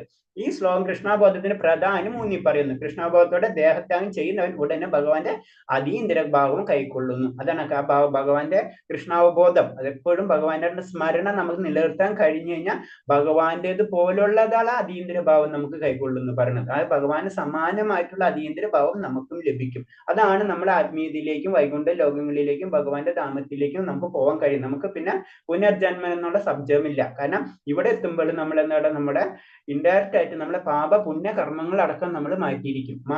നമ്മളെ ജീവിതത്തിന്റെ ആരംഭഘട്ടം മുതൽക്ക് കൃഷ്ണാബോധം ശീലിക്കണം. നിര്യാണവേള വിജയം കരിയണമെങ്കിൽ കൃഷ്ണസ്മരണ അത്യന്താപേക്ഷിതമാണ് താനും. അപ്പൊ അതാണ് നമ്മൾ ചെയ്യേണ്ടത്. കാരണം നമുക്ക് എപ്പോഴും ചാൻസ് കിട്ടിക്കഴിഞ്ഞാൽ, ചിലപ്പോൾ 70-ാം വയസ്സിലായിരിക്കും, ചിലപ്പോൾ 20-ാം വയസ്സിലായിരിക്കും, ചിലപ്പോൾ 5-ാം വയസ്സിലായിരിക്കും. എപ്പോൾ ചാൻസ് കിട്ടിക്കഴിഞ്ഞാലും നമ്മൾ അത് പിന്നെ വിടരുത്. നമ്മൾ പിടിച്ചു കഴിഞ്ഞു കഴിഞ്ഞാൽ നമ്മൾ അതിൽ വിടാണ്ട് നമ്മുടെ ജീവിതം നമ്മൾ ഈ കാരണം കൊണ്ട് നമ്മുടെ ജീവിതത്തിൽ വലിയ പ്രശ്നങ്ങൾ സംഭവിക്കണില്ലേ. പ്ലസ് മാത്രമേ ഉണ്ടാവുള്ളൂ, നെഗറ്റീവ് മാത്രമേ. നമുക്ക് നെഗറ്റീവ് കുറയും, പ്ലസ് കൂടിക്കൊണ്ടിരിക്കുകയായിരിക്കും. അപ്പൊ അതാണ് ഇത് ഭൗതികമായിട്ട്, കാരണം ഭഗവാനെ നമുക്കറിയാം എല്ലാതും ഭഗവാന്റെ സൃഷ്ടിയാണ്, ഭഗവാൻ അതിൽ നമ്മൾ വിശ്വസിക്കുന്നുണ്ടെങ്കിൽ തീർച്ചയായിട്ടും നമുക്കറിയാം നമ്മൾ ആ യാത്രയിൽ നമ്മൾ പോയിക്കൊണ്ടിരിക്കും. അപ്പൊ നമുക്ക് ആ പെർഫെക്ഷൻസ് എപ്പോഴും നമുക്ക് ഭഗവാന്റെ കരുണ നമുക്ക് ലഭിച്ചുകൊണ്ടിരിക്കും. അപ്പൊ ഈവൻ ഭൗതിക ലോകത്തിലടക്കം നമുക്ക് നമ്മളെ കർമ്മഫലങ്ങളെ കരിയിച്ചു കളയാനുള്ള ശക്തി ഭഗവാന് മാത്രമുള്ളൂ അല്ലെ. അതാണ് ഭഗവാൻ മുകുന്ദൻ അല്ലെങ്കിൽ മുക്തിദാതാവ് എന്ന് പറയുന്നത്. ബാക്കിയുള്ള ദേവതകൾക്ക് നമ്മളെ കർമ്മഫലങ്ങൾ കളയാനുള്ള ശക്തി ഇല്ല. കർമ്മം അങ്ങോട്ടും ഇങ്ങോട്ട് മാറ്റി വെക്കാന്നല്ലാണ്ട് അവർക്ക് അതിനുള്ള പവർ ഇല്ല. ഇപ്പൊ നമുക്കറിയാം ഒരു വില്ലേജ് ഓഫീസർ റൂൾ ഇറക്കി കഴിഞ്ഞു പ്രസിഡന്റ്, നമുക്ക് അവർക്ക് വേണമെങ്കിൽ കുറച്ച് ഒരു ദിവസം 2 ദിവസം ഒന്ന് വെയിറ്റ് ചെയ്യാന്നുള്ള റൂൾ എപ്പോഴും റൂളാണ് ഗവൺമെന്റ് ഓഫ് ഇന്ത്യ എന്ന് പറഞ്ഞ പോലെ തന്നെ ഭഗവാന് മാത്രമേ ആ നിയമത്തെ മാറ്റിക്കളയാനുള്ള പവർ ഉള്ളൂ. അതാണ് നമ്മൾ ഭഗവാനെ നമ്മൾ വിളിക്കണം എന്ന് പറയുന്നത്. അടുത്ത ശ്ലോകം. യം യം വ്യാപി സ്മരൻ ഭാവം തൃച്ഛതേ കളേവരം തം തവൈത കൗന്ദേയ സദർഭാവിതാൻ. എന്തിനെ കുറിച്ചാണ് മരണവേള ഒരാൾ സ്മരിക്കുന്ന ഹേ കുന്തിപുത്ര, അയാൾ തീർച്ചയായും അതിനെ പ്രാപിക്കും എന്നാണ് പറയുന്നത്. അപ്പൊ അതാണ് അതിനു മുന്നേ പറഞ്ഞത് എന്നെ സ്മരിച്ചു കഴിഞ്ഞാൽ എന്നെ പ്രാപിക്കുന്നു. ഇപ്പൊ എന്താ പറയുന്നത്, ഒന്നും കൂടി ക്ലിയർ ചെയ്തിട്ട് ഭഗവാൻ പറയണേ. കാരണം എന്താണ് നമ്മളെ ജീവിതാവസാനത്തിൽ നമ്മൾ ആഗ്രഹിക്കുന്നത് അതായിരിക്കും അടുത്ത ജന്മത്തിന്റെ ഹേതു എന്നാണ് പറയുന്നത്. അതാണ് നമ്മൾ എപ്പോഴും ശ്രദ്ധിക്കേണ്ടതെന്ന് പറയുന്നത്. നമ്മളെ സ്മരണം അവസാനമാവുമെങ്കിലും നമ്മൾ ഭഗവാന്റെ സ്മരണയിലേക്ക് വരണം. അപ്പൊ ഇതിനിപ്പോ ഭരത മഹാരാജാവിന്റെ കഥയാണ്. വലിയൊരു ആചാര്യനായിരുന്നു. പക്ഷെ എന്താ ആ സമയത്ത് ചെറിയൊരു മിസ്റ്റേക്ക് ആകും, ഒരു മാനില് അവസാനമാക്കി ഒരു മാനിന്റെ ഇതിലേക്ക് വരികയും അത് പിന്നെ ലാസ്റ്റ് മരണ സമയത്ത് ആ മാനായിട്ട് അടുത്ത ജന്മത്തിൽ വരികയും ചെയ്യുന്നു. അത്രയും ഇമ്പോർട്ടൻസ് നമ്മളെ ചെറിയൊരു മിസ്റ്റേക്ക് അടക്കം നമ്മളെ അതിലേക്ക് മാറ്റം വരുത്താന്ന് പറയുന്നു. അപ്പൊ നമ്മളിപ്പോ ജീവിക്കുന്ന രീതിയോ അതെന്ന് പറഞ്ഞാൽ നമ്മൾ ഇത്രയും ഇപ്പോഴേക്ക് ജീവിക്കുന്ന രീതി അനുസരിച്ച് പ്രത്യേകിച്ച് പറയുന്ന ലാസ്റ്റുള്ള സത്ത് രജസ് തമസ് ഗുണത്തിലൊക്കെ വരുമ്പോൾ അങ്ങനത്തെ രീതിയിൽ നമ്മൾ ജീവിച്ചു കൊണ്ടിരുന്നു കഴിഞ്ഞാൽ അങ്ങനത്തെ ഒരു ജന്മമായിരിക്കും അടുത്ത ജന്മത്തിൽ കിട്ടുക. അതാണ് ഇതിൽ നമ്മൾ മനസ്സിലാക്കേണ്ടത്. കറക്റ്റ് ആയിട്ട് പറയേണ്ടത് അയാൾ തീർച്ചയായും അതിനെ പ്രാപിക്കും പറയുന്നത്. അപ്പൊ അതിനെ എന്ന് പറഞ്ഞാൽ അവരൊരു ക്ലാരിറ്റി ഭഗവാൻ കൊടുക്കണില്ലേ, എന്താണ് നിന്റെ ആഗ്രഹം അല്ലെങ്കിൽ നിന്റെ കർമ്മം, അതിനനുസരിച്ചുള്ള അടുത്ത ജന്മം നിനക്ക് ലഭിച്ചിരിക്കുന്നു, ക്ലിയർ കട്ട് പറഞ്ഞിരിക്കണം. അപ്പൊ അത് നമ്മൾ മനസ്സിലാക്കണം. അപ്പൊ അതിനനുസരിച്ചാണ് നമ്മുടെ ജീവിതക്രമങ്ങൾ പതുക്കെ നമ്മൾ മാറ്റം വരുത്തേണ്ടത്. അതാണ്. പിന്നെ ഒരാളുടെ ജീവിതകാലം മുഴുവൻ സംഭരിച്ചു പോകുന്ന വിചാരങ്ങളാണ് മരണ നിമിഷങ്ങളിലെ സ്മരണയ്ക്ക് കളമൊരുക്കുന്നത്. അപ്പൊ നമ്മുടെ ജീവിതത്തിൽ നമ്മൾ സംഭരിച്ചു പോകുന്ന വിചാരങ്ങള് അതാണ് നമ്മൾ പല രീതിയിൽ, അതിനെ നമ്മൾ ഇപ്പൊ പറയലേ താമസികമായിട്ടുള്ള ഗുണത്തോടുകൂടി നമ്മൾ ജീവിച്ചു കൊണ്ടിരിക്കുന്നത്. അപ്പൊ അങ്ങനെ ജീവിച്ചുകൊണ്ടിരിക്കുന്ന നമ്മളെ വിചാരങ്ങൾ മുഴുവൻ അങ്ങനെ ആയിട്ട് മാറിയിട്ടുണ്ടാവും. നമ്മൾ മരണ സമയത്തും നമ്മളെ കംപ്ലീറ്റ് നമ്മളെ മെമ്മറി അല്ലെങ്കിൽ നമ്മളെ വിചാരം അവബോധം മുഴുവനും അങ്ങനത്തെ നെഗറ്റീവ് ആണെങ്കിൽ നെഗറ്റീവ്, പോസിറ്റീവ് ആണെങ്കിൽ പോസിറ്റീവ് ആയിട്ട് മാറിയിട്ടുണ്ട്. അപ്പൊ ഭഗവാൻ സിമ്പിൾ ആയിട്ട് മനസ്സിലാക്കാന്ന് വെച്ചാൽ നമുക്ക് അതാണ് ആഗ്രഹം എന്ന് വെച്ച് കഴിഞ്ഞാൽ, കാരണം പരമാത്മ രൂപേണ നമ്മുടെ കൂടെ ഇരിക്കുമ്പോൾ നമുക്കായ ജന്മം അങ്ങോട്ട് തരാണ് ചെയ്യുന്നത് ഭഗവാൻ. അപ്പൊ അതിൽ നമ്മൾ ഹാപ്പിയാണ്. കാരണം നമുക്കറിയാലോ നമുക്ക് ഏതാ ഹാപ്പി നമ്മൾ അവിടെ നിൽക്കും അല്ലെ. ഇപ്പൊ നമ്മളൊരു വീട്ടിൽ പോകണം അല്ലെങ്കിൽ നമ്മളൊരു സ്റ്റേറ്റിൽ പോകണം, ആ സ്റ്റേറ്റിൽ നമുക്ക് അവിടുത്തെ സറൗണ്ടിങ്സ് അവിടുത്തെ കാര്യങ്ങൾ ഇഷ്ടമാണെങ്കിൽ നമ്മൾ അവിടെ നിൽക്കും അല്ലെ. അല്ലാത്തൊരു അവിടെ നിൽക്കൂല എന്ന് പറഞ്ഞ പോലെ നമുക്ക് അവിടെ നിൽക്കണം. നമ്മൾ ഇപ്പോഴത്തെ ജീവിതത്തിൽ നമുക്കത് സന്തോഷമാണ്. അങ്ങനത്തെ കാര്യങ്ങൾ നമ്മൾ അറിയാണ്ട് നമ്മൾ അതിൽ ഇഷ്ടപ്പെട്ടിട്ടുണ്ട്, അത് കാരണം നമ്മൾ അതിൽ നിലനിൽക്കുന്നത് അല്ലെ. അപ്പോൾ അതിനനുസരിച്ചുള്ള ജന്മമായിരിക്കും അടുത്ത് കിട്ടുക. അത്രയുള്ള സിമ്പിൾ ആയിട്ടുള്ള ഒരു കാര്യമാണ് അത്. തസ്മാ സർവേഷു കാലേഷു മാമനുസ്മരയുദച്ഛതാ മയ്യർപ്പിത മനോർബുദ്ധിർ മാമേ വൈശ്യസ്യ സംശയ. അതിനാൽ അർജുന, ശ്രീകൃഷ്ണ രൂപത്തിൽ നീ എപ്പോഴും എന്നെ ഓർക്കുക, അതോടൊപ്പം തന്റെ നിയതമായ കർമ്മ യുദ്ധം നിർവഹിക്കുകയും ചെയ്യുക. സകർമ്മങ്ങളെല്ലാം എനിക്ക് അർപ്പിച്ചു മനോബുദ്ധികൾ എന്നിൽ ഉറപ്പിച്ചും ഇരുന്ന നീ എന്നെ പ്രാപിക്കും, സംശയമില്ല. അപ്പൊ ഭഗവാൻ ഇതിലെന്താ പറയുന്നത്, എന്നെ കൂടെ ഓർമ്മിക്കുക. വളരെ സിമ്പിൾ ആണ്. നമ്മുടെ ജീവിതത്തിലെ കാര്യങ്ങൾ നമ്മൾ ചെയ്തു പോവാം, അതോടൊപ്പം നിന്റെ നിയത കർമ്മങ്ങൾ ചെയ്യാന്നും പറഞ്ഞിട്ടുണ്ട്. അപ്പൊ നമ്മുടെ ജീവിതത്തിൽ നമുക്ക് പല കർമ്മങ്ങളുണ്ട് അല്ലെ. നമ്മൾ ഗൃഹസ്ഥ ലെവലുണ്ടെങ്കിൽ ഗൃഹസ്ഥരാണ് അല്ലെ, കമ്പാരിറ്റീവ് 99% ഗൃഹസ്ഥരായിരിക്കാം. അപ്പൊ നമ്മളെല്ലാവരും നമ്മുടെ ഗൃഹസ്ഥ ലെവലിൽ നമ്മുടെ ജീവിതക്രമങ്ങൾ നമുക്ക് മുന്നോട്ട് പോകേണ്ടതുണ്ട്. അപ്പൊ നമ്മൾ അത് ചെയ്യണം, അത് ഭഗവാൻ ചെയ്യണം എന്ന് പറയുന്നത്. പക്ഷെ എന്താണ്, അത് ഭഗവാൻ അർപ്പിച്ച് ചെയ്യുക, അല്ലെങ്കിൽ ഭഗവാനെ ഏത് സമയത്തും ഓർക്കേണ്ട രീതിയിൽ നമ്മുടെ കർമ്മങ്ങൾ പതുക്കെങ്കിലും നമ്മൾ മാറ്റം വരുത്തിക്കൊണ്ടിരിക്കുക.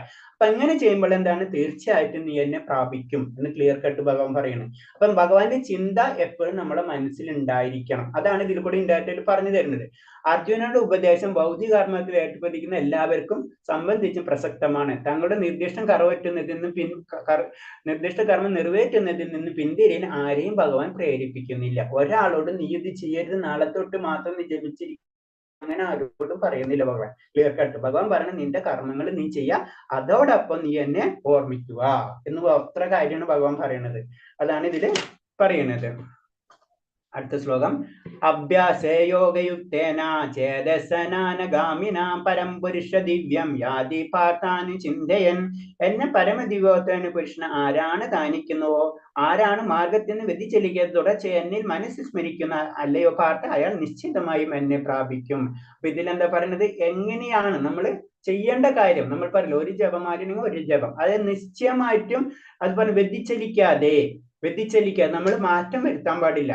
തന്നെ ഭഗവാനെ ധ്യാനിക്കുക. ആരാണ് മാർഗത്തിൽ നിന്ന്, നമ്മൾ മാർഗത്തിൽ നിന്ന് വ്യതിചലിക്കാൻ പാടില്ല. നമ്മളൊരു ട്രാക്ക് പിടിച്ചു കഴിഞ്ഞാൽ ആ ട്രാക്കിൽ കൂടെ തന്നെ നമ്മൾ പോവാം. അതാണ് പറഞ്ഞത്. ഒരു ആചാര്യ പരമ്പര കണക്ട് ചെയ്ത് കഴിഞ്ഞാൽ ആചാര്യ പരമ്പര കൂടെ തന്നെ കണക്ട് ചെയ്തു പോവാം. എപ്പോഴും എന്ത് തുടർച്ചയായും മനസ്സിൽ സ്മരിക്കണം. അതിന് നമ്മൾ സ്മരണ കീർത്തന പറയണില്ലേ, ശ്രവണ കീർത്തന സ്മരണ, ഈ 3 കാര്യമാണ് ഭക്തിയുദ്ധ സേവനത്തിൽ ഇമ്പോർട്ടൻസ് നമുക്ക് കൊടുക്കുന്നത് അല്ലെ. അപ്പൊ നമ്മൾ ജപിക്കുന്ന സമയത്ത് നമ്മളത് ശ്രവിക്കുന്നുണ്ട്, അതുപോലെ തന്നെ കീർത്തിക്കുന്നുണ്ട്, ഭഗവാനെ സ്മരിക്കുന്നുണ്ട്. അതിന് 3 കാര്യം കണക്റ്റഡ് ഉണ്ട് നമ്മൾ. അതാണ് നമ്മൾ അങ്ങനെ ഓരോ നമ്മൾ പറയില്ല, നമ്മുടെ ആചാര്യന്മാർ അങ്ങനത്തെ കാര്യങ്ങൾ പറയുമ്പോൾ നമുക്ക് ഇങ്ങനത്തെ കാര്യങ്ങൾ മനസ്സിലാവുള്ളൂ. അപ്പൊ അതിന് അങ്ങനത്തെ അതിനൊരു അപ്പുറത്തുള്ള കുറെ മീനിങ്സുകൾ ഇതിനൊക്കെ ഉണ്ടാവും, നമുക്കറിയില്ല.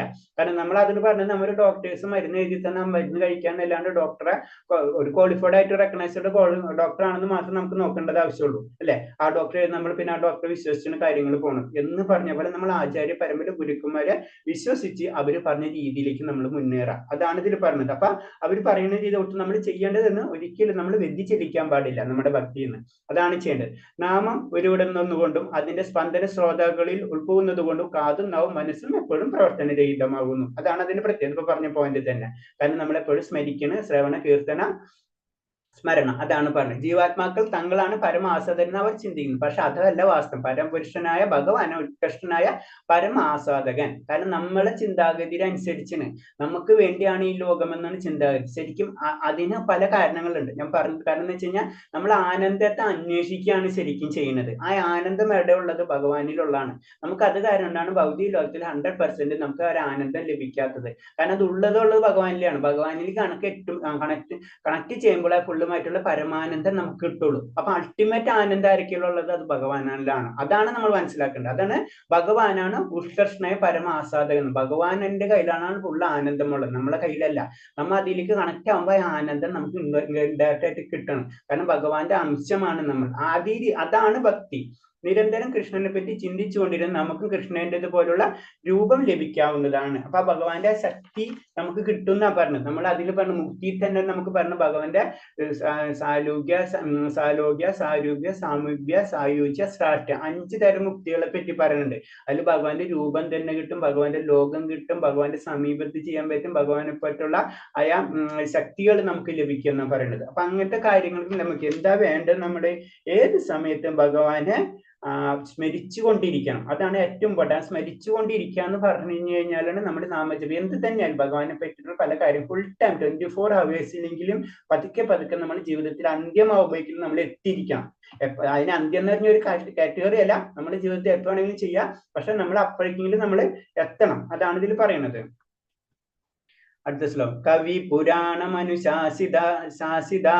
മനോരണീയം സമനുസ്തരദേയ സർവസ്യ ദദാര രമഞ്ജരൂപമാദിത്യവർണം തമസ പരസ്താത്. സർവജ്ഞനും ആദ്യപുരുഷനും സർവനിയന്തവും അണുവിനേക്കാൾ ചെറുതും സകലത്തിന്റെ പരിപാലകനും ഭൗതിക അനുമാനങ്ങൾക്ക് അതീതനും അചിന്ത രൂപനും ഭൗതിക പ്രതികൃതികൾക്ക് അതീതനും ആദ്യ തേജസ്വിമായ വ്യക്തി എന്ന നിലയിലെ ഭഗവാനെ ധ്യാനിക്കേണ്ടത്. ദിവ്യനും ഭൗതിക പ്രകൃതിക്ക് അതീതനുമാണ് അവിടുന്ന്. അപ്പൊ ഭഗവാൻ എന്താണെന്ന് നമുക്ക് പറഞ്ഞു തന്നു. കൂടാതെ പറയണമെന്ന് വെച്ച് കഴിഞ്ഞാൽ എങ്ങനെയാണ് ഭഗവാനെ ആരാധിക്കേണ്ടതെന്ന്. അപ്പൊ നമ്മുടെ ഉള്ളിലേക്ക് പതുക്കെ എന്താണ്, ദിവ്യനും ഭൗതിക പ്രകൃതിക്ക് അതീതനുമാണ് അവിടുന്ന്. ആ ഒരു സങ്കല്പത്തിലേക്കായിരിക്കണം നമ്മൾ ഉയരേണ്ടതെന്നാണ് പറയണത്. കാരണം നമുക്കത് പെട്ടെന്ന് കഴിയില്ല. കാരണം എന്ന് വെച്ച് കഴിഞ്ഞാൽ ഭഗവാന്റെ ശക്തിനെ പറ്റിയാണ്, അചിന്ത്യനാണ് അല്ലെ. നമുക്ക് ചിന്തിക്കുന്നതിന്റെ അപ്പുറത്താണ് ഭഗവാന്റെ ശക്തി. നമുക്ക് ചിന്തിക്കാൻ പറ്റാത്ത ശക്തികളാണ് ഭഗവാന്റേത്. അപ്പൊ അങ്ങനെ ആയിരിക്കണം. അതേപോലെ തന്നെ എന്താണ്, ആദ്യ പുരുഷനാണ് ഭഗവാൻ, സർവ നിയന്താവാണ്, എല്ലാത്തിനും നിയന്ത്രിക്കുന്ന ഭഗവാന്. അണുവിനേക്കാൾ ചെറുതും സകലതിന് പരിപാലകനുമായ ഭൗതിക അനുമാനങ്ങൾക്ക് അതീതനുമാണ്. അപ്പൊ ഭഗവാൻ പറഞ്ഞാൽ ചെറുതാവാം, എല്ലാതും വലുതാവാം, ഇതെല്ലാതും ഭഗവാന് കഴിയാൻ കഴിയും. അങ്ങനത്തെ ഒരു ശക്തി, നമ്മളെ ചിന്തകൾക്ക് അപ്പുറത്താണ് ഭഗവാന്റെ ശക്തി. ആ ലെവലിൽ നമ്മൾ ചിന്തിക്കണം. എന്നാലല്ലേ നമുക്കറിയാം, നമ്മൾ ഒരാളെ രീതിയിൽ നമ്മൾ ഒരാളെ എങ്ങനെ റെസ്പെക്ട് ചെയ്യണം. നമുക്ക് തോന്നും നമുക്ക് അവർക്ക് നമ്മളേലും കൂടുതൽ എന്തോ ഉള്ളത് കാരണം കൊണ്ടാണ് നമുക്ക് അവരെ കൂടുതൽ റെസ്പെക്ട് ചെയ്യുന്നത്. നമ്മൾ ഒരാളെ സ്നേഹിക്കുന്ന വെച്ചാൽ നമുക്ക് തോന്നുന്നു അവർ നമ്മളെ സ്നേഹിക്കുന്നത് കൊണ്ടാണ്. അല്ല, അങ്ങനെ പല എന്ത് കാര്യമാണെങ്കിലും, ഇപ്പൊ സാമ്പത്തികമാണെങ്കിലും വിദ്യാഭ്യാസ യോഗ്യതയാണെങ്കിലും സൗന്ദര്യം, A to Z മറ്റുള്ളവരൊക്കെയും നമ്മളേലും കൂടുതൽ വരുമ്പോൾ നമുക്ക് അവരോടുള്ള ഒരു ഇത് വരുള്ളൂ. എന്ന് പറഞ്ഞാൽ ഭഗവാന്റെ ശക്തി എന്ന് പറഞ്ഞാൽ നമുക്ക് ചിന്തിക്കുന്നതിന് അപ്പുറത്തേക്കെന്നുള്ള ആ പവർ നമ്മുടെ ഉള്ളിലേക്ക് കൊണ്ടുവരണം. എന്നാലേ നമുക്കത് ചെയ്യാൻ കഴിയുള്ളൂ. ഭഗവാന് അവ്യക്തിഗതനായോ ശൂന്യയായോ പ്രതിപാദിച്ചിട്ടില്ലെന്ന് പ്രത്യേക ശ്രദ്ധയറിയുക. അത്തരം ധ്യാനത്തിൽ പ്രയാസം കൂടും. അപ്പൊ നമ്മൾ ചെയ്യേണ്ടതെന്ന് പറഞ്ഞത് പറയുന്നത് വെച്ച് കഴിഞ്ഞാൽ, ഭഗവാൻ ഒരു രൂപമുണ്ട്, ആ രൂപത്തിലൂടെ നമുക്ക് ഭഗവാനെ പ്രാപിക്കാൻ കഴിയുള്ളൂ. അപ്പൊ നമ്മൾ അതിനാണ് ശ്രദ്ധ കേന്ദ്രീകരിക്കേണ്ടത്. അതെന്ന് പറഞ്ഞാൽ ഇതൊക്കെ നമ്മുടെ ലെവലല്ല, ഇത് വലിയ ഇതിൽ തന്നെ ഭക്തിയിൽ വളരെ ഉയർന്നു കഴിയുമ്പോൾ പല രീതിയിലെ ചിന്താഗതികൾ വരും. അപ്പൊ അത് ബ്രഹ്മമാണ് പരമാത്മ, അവര് തമ്മിലുള്ള ആ കോൺഫ്ലിക്ട്സ് ആണ് ശരിക്കും നോക്കേണ്ടത്. അപ്പൊ നമ്മളെ കയ്യിൽ നമ്മൾ സാധാരണ രീതിയിൽ നമ്മളെല്ലാവരും ഭഗവാന്റെ രൂപത്തിൽ തന്നെയാണ് ആരാധിക്കുന്നത്, അല്ലെ? അപ്പൊ അങ്ങനെയുണ്ട്. ആ പല ലെവലുകൾ ചിന്തിച്ച് വരുമ്പോൾ പരബ്രഹ്മത്തെ, അതായത് രൂപമില്ലാത്ത വ്യക്തിത്വ മായാവാദികൾ, മായാശൂന്യ, അവ്യക്തിഗതവാദി, അങ്ങനെ പല കാറ്റഗറി, പല സന്യാസി പരമ്പരകളൊക്കെ ഉണ്ട്. അപ്പൊ നമ്മൾ ഇതിൽ പറയുമ്പോൾ വ്യക്തിഗത രൂപത്തെയാണ് നമ്മൾ ആരാധിക്കുന്നത്. ഭഗവാൻ ഒരു വ്യക്തിത്വം ഉണ്ടെന്ന് പല രീതിയിലും നമുക്കിത് മനസ്സിലാവുന്നുണ്ട്. ആ ശ്ലോകങ്ങളൊക്കെ ഇൻഡയറക്റ്റ് ആയിട്ട് പറയുന്നുണ്ട്. അപ്പൊ പിന്നെ നമുക്ക് എളുപ്പം ഒരു വ്യക്തിനെ ആരാധിക്കാൻ തന്നെയാണ്, അല്ലെ? അതാണ് ഇതിൽ പറയുന്നത്. അപ്പൊ അണുവിനേക്കാൾ ചെറിയ ഇത് പറഞ്ഞു. ഓക്കെ, 10ാമത്തെ ശ്ലോകം. പ്രായേണ കാലേ മനസ്സച്ഛലേന ഭക്തിയുക്ത യോഗ ബലേന ചൈവ ഭൂവർ മധ്യേ പ്രാണവേശ സമയക്ക് സ്തതം പരം പുരുഷമുപേതി ദിവ്യം. മരണസമയത്ത് യോഗനിഷ്ഠ പൂണ്ട് സ്ഥിര മനസ്കനായി പരിപൂർണ ഭക്തിയോടെ ഭൂമധ്യത്തിൽ പ്രാണവായുവിനെ ഉറപ്പിച്ചുകൊണ്ട് ഭഗസ്മരണം ചെയ്യുവാൻ തീർച്ചയായും പരം പുരുഷനെ പ്രാപിക്കും. ഒരു യോഗിനെ പറ്റിയാണ് ഇതിൽ പറയുന്നത്. മെയിനായിട്ട് യോഗികൾ ചെയ്യണമെന്ന് വെച്ച് കഴിഞ്ഞാൽ അവർ അഷ്ടാംഗ യോഗ ചെയ്ത് അങ്ങനത്തെ ലെവലിൽ വളരെയധികം ഉയർന്ന വ്യക്തികളൊക്കെ ഉണ്ടാവും, അല്ലെ? അവർക്ക് ഇവൻ ഏത് സമയത്താണ് മരണം സംഭവിക്കേണ്ടതെന്ന് അവർക്ക് അറിയാനും കഴിയും. ആ സമയത്ത് അവർക്ക് മരണം ചെയ്യാനും പറ്റും. അപ്പൊ അവർ തന്നെ ഭക്തന്റെ ലെവലിലേക്ക് അവർ ഉയർന്നിട്ടുണ്ടെങ്കിൽ അവർക്ക് എന്താ പറഞ്ഞാൽ, അവർക്ക് ആ സമയത്ത്, ആ മരണ സമയത്ത് അവർക്ക് എന്താണ്, ആ ഭൂമധ്യ പ്രാണവായു, നമ്മുടെ സെന്ററിൽ, നമ്മുടെ നാഭിക ഭാഗത്ത് ഇങ്ങനെ എന്താ പറയുന്നത്, പ്രാണവായുവിനെ കൺട്രോൾ ചെയ്യാനുള്ള കഴിവ് അവർക്ക് ഉണ്ടായിട്ടുണ്ടാവും. അത് അതിൽ തന്നെ പല കാര്യങ്ങളുണ്ട്. പ്രാണവായുവിനെ പല രീതിയിൽ നമുക്ക് കൺട്രോൾ ചെയ്യാം. അതിനനുസരിച്ച് പല രീതിയിലുള്ള യോഗവിദ്യകളൊക്കെ ഉണ്ട്. അപ്പൊ എന്ത് തന്നെയായാലും അവർ ഒരു ഭക്തിയിലേക്ക് കടന്നു കഴിഞ്ഞു കഴിഞ്ഞാൽ ആ പവർ ഉപയോഗിച്ചിട്ട് തന്നെ ഭക്തി പ്ലസ് ഇതും കൂടെ വെച്ചിട്ട് അവർക്ക് ഉയരാൻ കഴിയുമെന്ന് പറയുന്നത്. അതായത് ഷഡാധാരങ്ങൾ ദാനം നടത്തി ശീലിക്കുന്ന ഷഡ് ചക്രയോഗത്തെയാണ് സൂചിപ്പിക്കുന്നത്. അപ്പൊ ദാനത്തിന്റെ പല രീതിയിൽ നമുക്ക് ദാനം, അതിൽ പറഞ്ഞ ഷഡാധാരങ്ങൾ എന്ന് പറഞ്ഞിട്ടുള്ള ദാന രീതി ഉണ്ട്, അതിൽ ചെയ്യാം.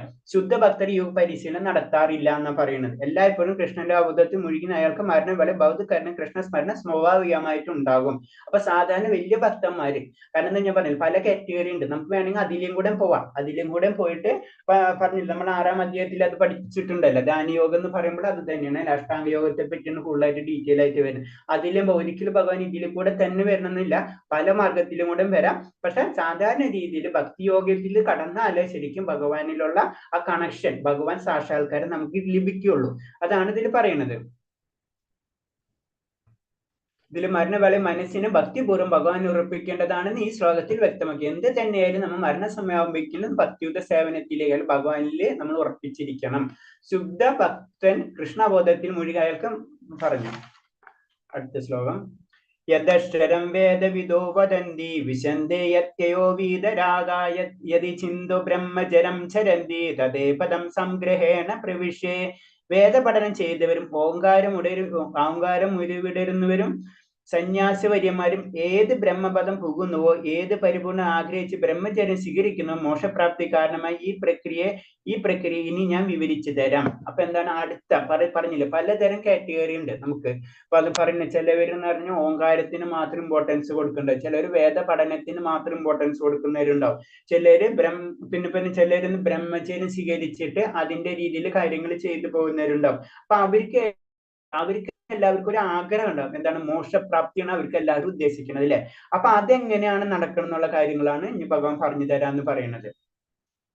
അല്ലെ അപ്പൊ അതിൽ പറയുന്നത് ബ്രഹ്മചാര്യ ദീക്ഷയിൽ ആധ്യാത്മ പുരോഗതി പ്രയാസമേറിയതായിരിക്കും. അതുകൊണ്ട് കാരണം എന്ന് വെച്ചാൽ ബ്രഹ്മചര്യം എന്ന് പറഞ്ഞ ബ്രഹ്മചര്യ ദീക്ഷ എന്നൊക്കെ എടുക്കാന്ന് പറഞ്ഞു കഴിഞ്ഞാല് ഇപ്പൊ സാധാരണ രീതിയിൽ നമുക്ക് അറിയാവുന്നതാണ്. പലതരം സാധനകളുണ്ട്, അതേപോലെ തന്നെ പലതരം യോഗ. ഇപ്പൊ നമുക്കൊരു കുംഭമേള നടക്കുമ്പോൾ അതിൽ തന്നെ എത്ര തരം ഗാഠകൾ എന്നൊക്കെ പറഞ്ഞ അനേകമുണ്ട് അല്ലെ? അപ്പൊ അവിടെയൊക്കെ എന്ന് പറഞ്ഞു കഴിഞ്ഞാൽ സാധാരണ രീതിയിൽ കുറെ ചിട്ടങ്ങളുണ്ട്. ഇപ്പൊ കുറെ സന്യാസ വര്യന്മാരുണ്ട്, അല്ലെങ്കിൽ കുറെ പരമ്പര ഉണ്ട്. അവർക്ക് അവരുടെ കുറെ രീതികളുണ്ടാവും. നമുക്ക് ഒരു ദിവസം ചെന്നിട്ട് നാളെ തൊട്ട് അതിൽ ചേരാൻ അവർ സമ്മതിക്കില്ല. അവർക്ക് അവരുടേതായ കുറെ ക്വാളിഫിക്കേഷൻ ഉണ്ടാവും. ഇന്ന ക്വാളിഫിക്കേഷൻ. നമ്മളിപ്പോ ആർമിയിലാ ഇതിലൊക്കെ ജോയിൻ ചെയ്യുന്ന പോലെ തന്നെ കുറെ കാറ്റഗറീസ് ഉണ്ട്. ഇന്നലുണ്ടെങ്കിൽ അവർ എടുക്കുള്ളൂ. അതിലേക്ക് എടുത്തു കഴിഞ്ഞ് നീ ഇതൊക്കെ ചെയ്യണം എന്നുള്ള കുറെ നിയമങ്ങൾ ഉണ്ടാവും. ആ നിയമങ്ങൾ പാലിക്കാത്തവരെ അവർ പുറത്താക്കും.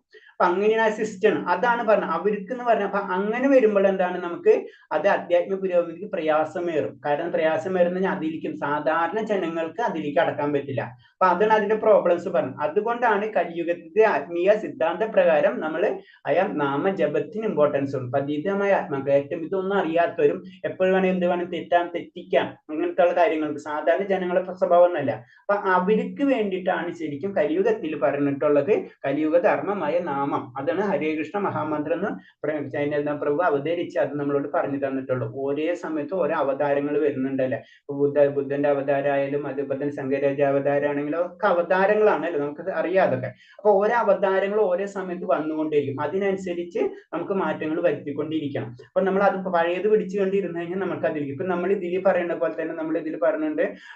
അർജുനന്റെ എക്സാമ്പിൾ പറയണമെന്ന് വെച്ച് കഴിഞ്ഞാൽ സ്വധർമ്മം. നമ്മുടെ ഇക്കാലത്ത് എന്ത് സ്വധർമ്മമാണ് ഉള്ളതെന്ന് ചോദിച്ചാൽ നമുക്ക് അതിന് ആൻസേഴ്സ് ഇല്ല അല്ലെ? അപ്പൊ അതാണ് പറഞ്ഞത്. അപ്പൊ നമുക്ക് ആൻസേഴ്സ് ഇല്ലാത്ത കാരണം കൊണ്ടാണ് നമ്മളോട് പറഞ്ഞത്, ഇൻഡയറക്റ്റ് പറഞ്ഞത് നമ്മളെ കർമ്മം എന്ന് പറഞ്ഞ അല്ലെങ്കിൽ നമ്മുടെ ധർമ്മം എന്ന് പറഞ്ഞ ഇപ്പോഴത്തെ കാലത്ത് കലിയുഗത്തില് നാമജപം മാത്രമാണ്. അതാണ് നമ്മുടെ ഏറ്റവും ഇമ്പോർട്ടൻസ്. പിന്നെ നമുക്ക് പതുക്കെ ഉയർന്നു കഴിഞ്ഞു കഴിഞ്ഞാൽ പിന്നെ നമുക്ക് മുന്നിലേക്ക് പോവാം. പിന്നെ നമുക്ക് പല മാർഗങ്ങളും നമുക്ക് സ്വീകരിക്കാൻ പറ്റും. നമ്മൾ ആദ്യം പെർഫെക്ഷൻ ആക്കി എടുക്കാം നമ്മളെ ലൈഫ്.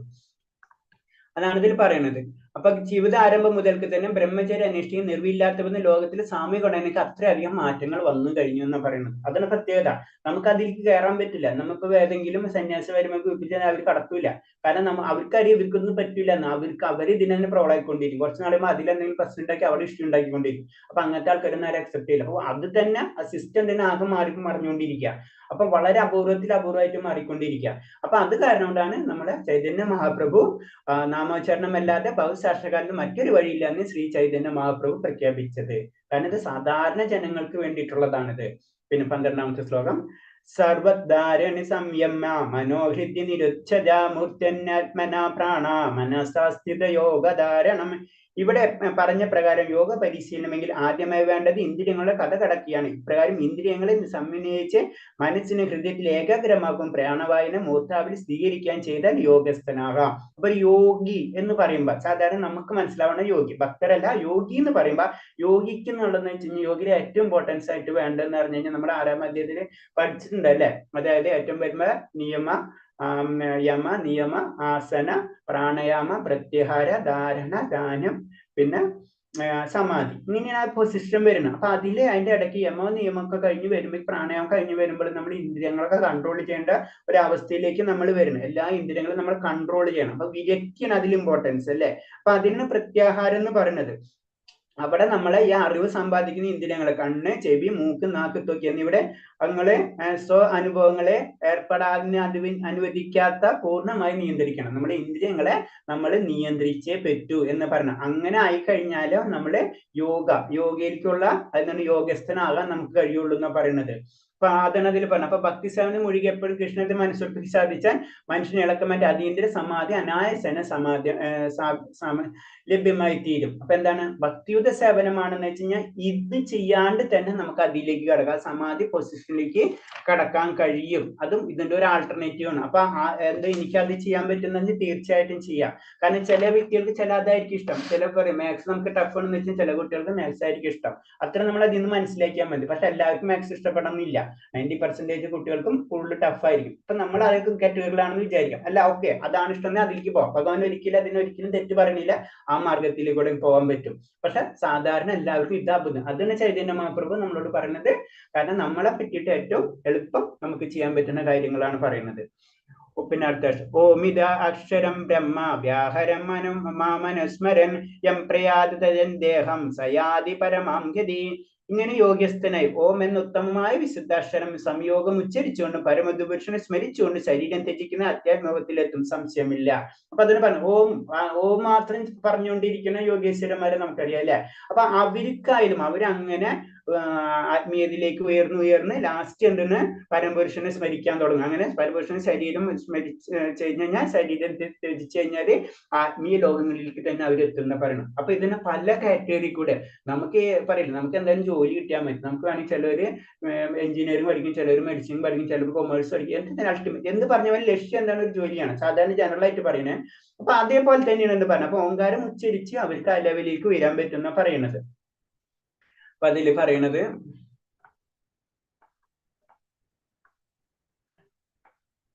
ഇവിടെ പറഞ്ഞ ഓങ്കാരവും ബ്രഹ്മവും ഭഗവാൻ കൃഷ്ണനും വിഭിന്നങ്ങളല്ല എന്ന് ഇവിടെ നിന്ന് വ്യക്തമാക്കിയിരിക്കുന്നു. കൃഷ്ണ അവ്യക്തഗത ശബ്ദം എത്ര ഓങ്കാരം. അപ്പൊ ഓങ്കാരം എന്ന് പറയുന്നതും അതിന് ആ ശബ്ദം എന്ന് പറയുന്നതും ഭഗവാൻ തന്നെയാണ്. അതിന് പറഞ്ഞു അതുപോലെ ബ്രഹ്മവും ഭഗവാനും കൃഷ്ണനും ഇതൊക്കെ തമ്മിൽ വ്യത്യസ്തമില്ല എന്ന് പറഞ്ഞത്. അല്ലാതെ ഒന്ന് തന്നെയാണ്. നമുക്ക് തോന്നുന്നതാണ് ഓങ്കാരവും അതുപോലെ ഭഗവാനും ഇതൊക്കെ വ്യത്യസ്തമാണ്. അതിന് പറഞ്ഞ നമ്മളെ ഭഗവത് സേവനം, നമ്മൾ അതിന് പറഞ്ഞപ്പോ അതീന്ദ്ര സേവനം. നമ്മളിപ്പോ പല കാര്യം ഇപ്പൊ നമ്മൾ ക്ലാസ് എടുക്കണം, മാതാജിമാർ എല്ലാവരും വിളിക്കണം, നമുക്കൊക്കെ ചെയ്യണതിന്റെ പിറകിൽ കുറെ വർക്ക് ചെയ്യുന്നുണ്ട് പല വ്യക്തികളും. അപ്പൊ അതൊക്കെ പറഞ്ഞത് നമ്മൾ ആർക്കാണ് വേണ്ടി ചെയ്യുന്നത്? ശരിക്കും പറഞ്ഞാൽ അത് ഭഗവാന് വേണ്ടി ചെയ്യണം. അതീന്ദ്രമായിട്ടുള്ള സേവനമാണ് അല്ലെ. അതിൽ കൂടിയാണ് നമ്മൾ പതുക്കെ ഉയർന്നു വരാന്ന് പറയുന്നത്. അപ്പൊ ഇത് നമുക്ക് അത് അതീന്ദ്ര ലെവലിൽ തന്നെയാണ്. അതും ഭഗവാനും തമ്മിൽ ഡിഫറൻസ് ഇല്ല. അതിന് പറയുമ്പോൾ ഓങ്കാരവും ഭഗവാനും തമ്മിൽ ഡിഫറൻസ് ഇല്ല എന്ന് പറഞ്ഞത് നമ്മൾ ചിന്തിക്കാൻ പറ്റില്ല അല്ലെ. ഒരു ശബ്ദവും നമ്മൾ സംസാരിക്കുന്ന ഒരു ശബ്ദവും ഭഗവാനും തമ്മിൽ വ്യത്യാസം ഇല്ല എന്ന് പറഞ്ഞാൽ നമുക്കത് ചിന്തിക്കാൻ. അതിന് ഭഗവാൻ അജിന്ത്യം എന്ന് തന്നെ പറയുന്നത്. ജീവാലാന്ത്യത്തിൽ ഹരേ കൃഷ്ണ കൃഷ്ണ കൃഷ്ണ ഹരേ ഹരേ ഹരേ രാമ രാമ രാമ രാമ ഹരേ ഹരേ എന്ന മാമത് ഉരുവിട്ട് മരിക്കുന്നയാൾ തീർച്ചയായും അധ്യാത്മ ലോകങ്ങളിൽ എത്തിച്ചേരാം. ഒരു ഭക്തനാണെന്ന് വെച്ച് കഴിഞ്ഞാൽ നമുക്ക് ഇതിലേക്കൂടെ എത്തിച്ചേരാം. അവിടെ ഓങ്കാരാണെങ്കിൽ ഇവിടെ നമ്മൾ ഹരേ കൃഷ്ണ മഹാമന്ത്രം ഉച്ചരിക്കുന്നു മാത്രമുള്ള ഡിഫറൻസ് ഉള്ളൂ.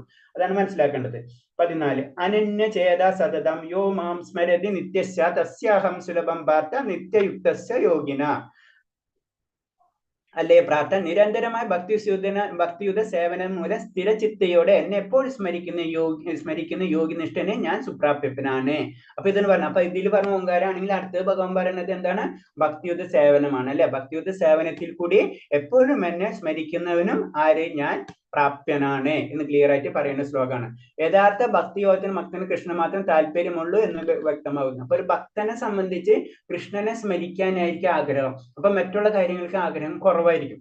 അപ്പൊ പിന്നെ ഏകീഭാവമോ ഭൗതികങ്ങളിൽ വിമുക്തിയോ ശുദ്ധ ഭക്തൻ ആഗ്രഹിക്കില്ല. അദ്ദേഹത്തിന് ഒരു ആഗ്രഹവുമില്ല, കൃഷ്ണനിൽ മാത്രമാണ് ആസക്തി എന്ന് പറയുമ്പോൾ എന്ന് വെച്ച് കഴിഞ്ഞാൽ ചില നമുക്ക് സായുജ്യമുക്തി എന്ന് പറയുന്നത് ഫസ്റ്റ് ചെന്ന് ഭഗവാന്റെ ബ്രഹ്മത്തിൽ ചെന്ന് ലയിക്കാനുള്ള ഒരു ചിലർക്ക് ആഗ്രഹം ഉണ്ടാകും. അതേപോലെ തന്നെ പിന്നെ പറയണെന്ന് വെച്ചാൽ ഈ ഭൗതിക ലോകത്തിൽ നിന്ന് എനിക്ക് വേണം, ഭൗതിക ലോകം എനിക്ക് വേണ്ട എന്നൊക്കെ പറയണത്. അപ്പൊ അവർക്കൊക്കെ ഒരു ആഗ്രഹങ്ങളുണ്ട് അതിൽ ഇൻഡയറക്റ്റ് ആയിട്ട് പറഞ്ഞു. പക്ഷെ ഒരു ഭക്തനെ സംബന്ധിച്ചുള്ള ആഗ്രഹം എന്ന് പറഞ്ഞാൽ ഭഗവാന്റെ പ്രേമം ആ ലെവലിലേക്ക് ഉയരുന്നു പറയുന്നത്. ആ പ്രേമത്തിലേക്ക് ഉയരുമ്പോഴാണ് ശരിക്കും ഒരു ഭക്തൻ. അതിന് ഗോപികമാരെ കഥകളൊക്കെ നമുക്ക് അറിയാവുന്നതാണ്. ഗോപിമാരെന്ന് പറഞ്ഞാൽ അവർക്ക് ഏറ്റവും എന്ന് പറഞ്ഞാൽ ഭഗവാനെ കഴിഞ്ഞിട്ടുള്ള ബാക്കി എന്തോ. അപ്പൊ ആ ലെവലിലേക്ക് വരുമ്പോഴാണ് നമ്മളൊരു ഭക്തൻ എന്നുള്ള ലെവലിലേക്ക് നമ്മൾ ഉയരുന്നത്.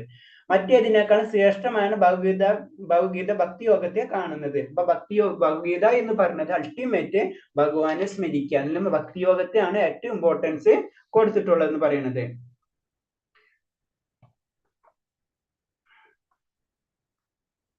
പിന്നെ ഇതിലൊരു വിട്ടുപോയിട്ട് ഒരു പോയിന്റ്സ് ഉണ്ട്. ഭക്തിയോഗികൾ തന്നെ 5 വിധമുണ്ട്. ഭക്തിയോഗം എന്ന് പറയുമ്പോൾ അതിൽ തന്നെ 5 വിധം പറയുന്നത്. ശാന്ത ഭക്തര്, നിശബ്ദ ഭഗവാനെ ഭക്തിപരമായ സേവനത്തിൽ ഏർപ്പെടുന്നവർ. അപ്പൊ ഭഗവാനെ നമ്മള് ആരാധിക്കുക, ഒരു റെസ്പെക്ട് ചെയ്തിട്ട് ഭഗവാനെ ആരാധിക്കുന്ന രീതി ഉണ്ടല്ലോ, അതാണ് ശാന്ത ഭക്തർ എന്ന് പറയുന്നത്.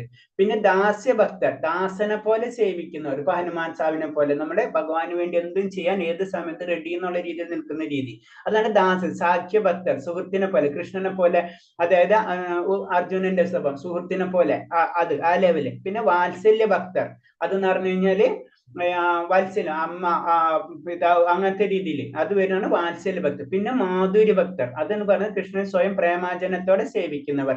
ഇതെന്ന് പറയുമ്പോൾ ശരിക്കും പറയുന്നത് വെച്ചിട്ടുണ്ടെങ്കിൽ ഭക്തി തന്നെ ഉയരുമ്പോഴുള്ള ലെവലാണ്. നമ്മൾ ആദ്യം ചെയ്യുമ്പോൾ ആ ശാന്ത ഭക്തിയിലായിരിക്കും നമ്മൾ ചെയ്യുക, അല്ലെ? റെസ്പെക്ട്, നമ്മുടെ വീട്ടിൽ ഒരു വ്യക്തി വരുമ്പോൾ ആദ്യം നമ്മൾ റെസ്പെക്ട് ചെയ്യാൻ നമ്മൾ ഇരുത്തി, പിന്നെ വർത്തമാനം, പിന്നെ അങ്ങനെ അതേ റേഞ്ചിൽ തന്നെയാണ് ഇത് പോകുന്നത് നമ്മൾ.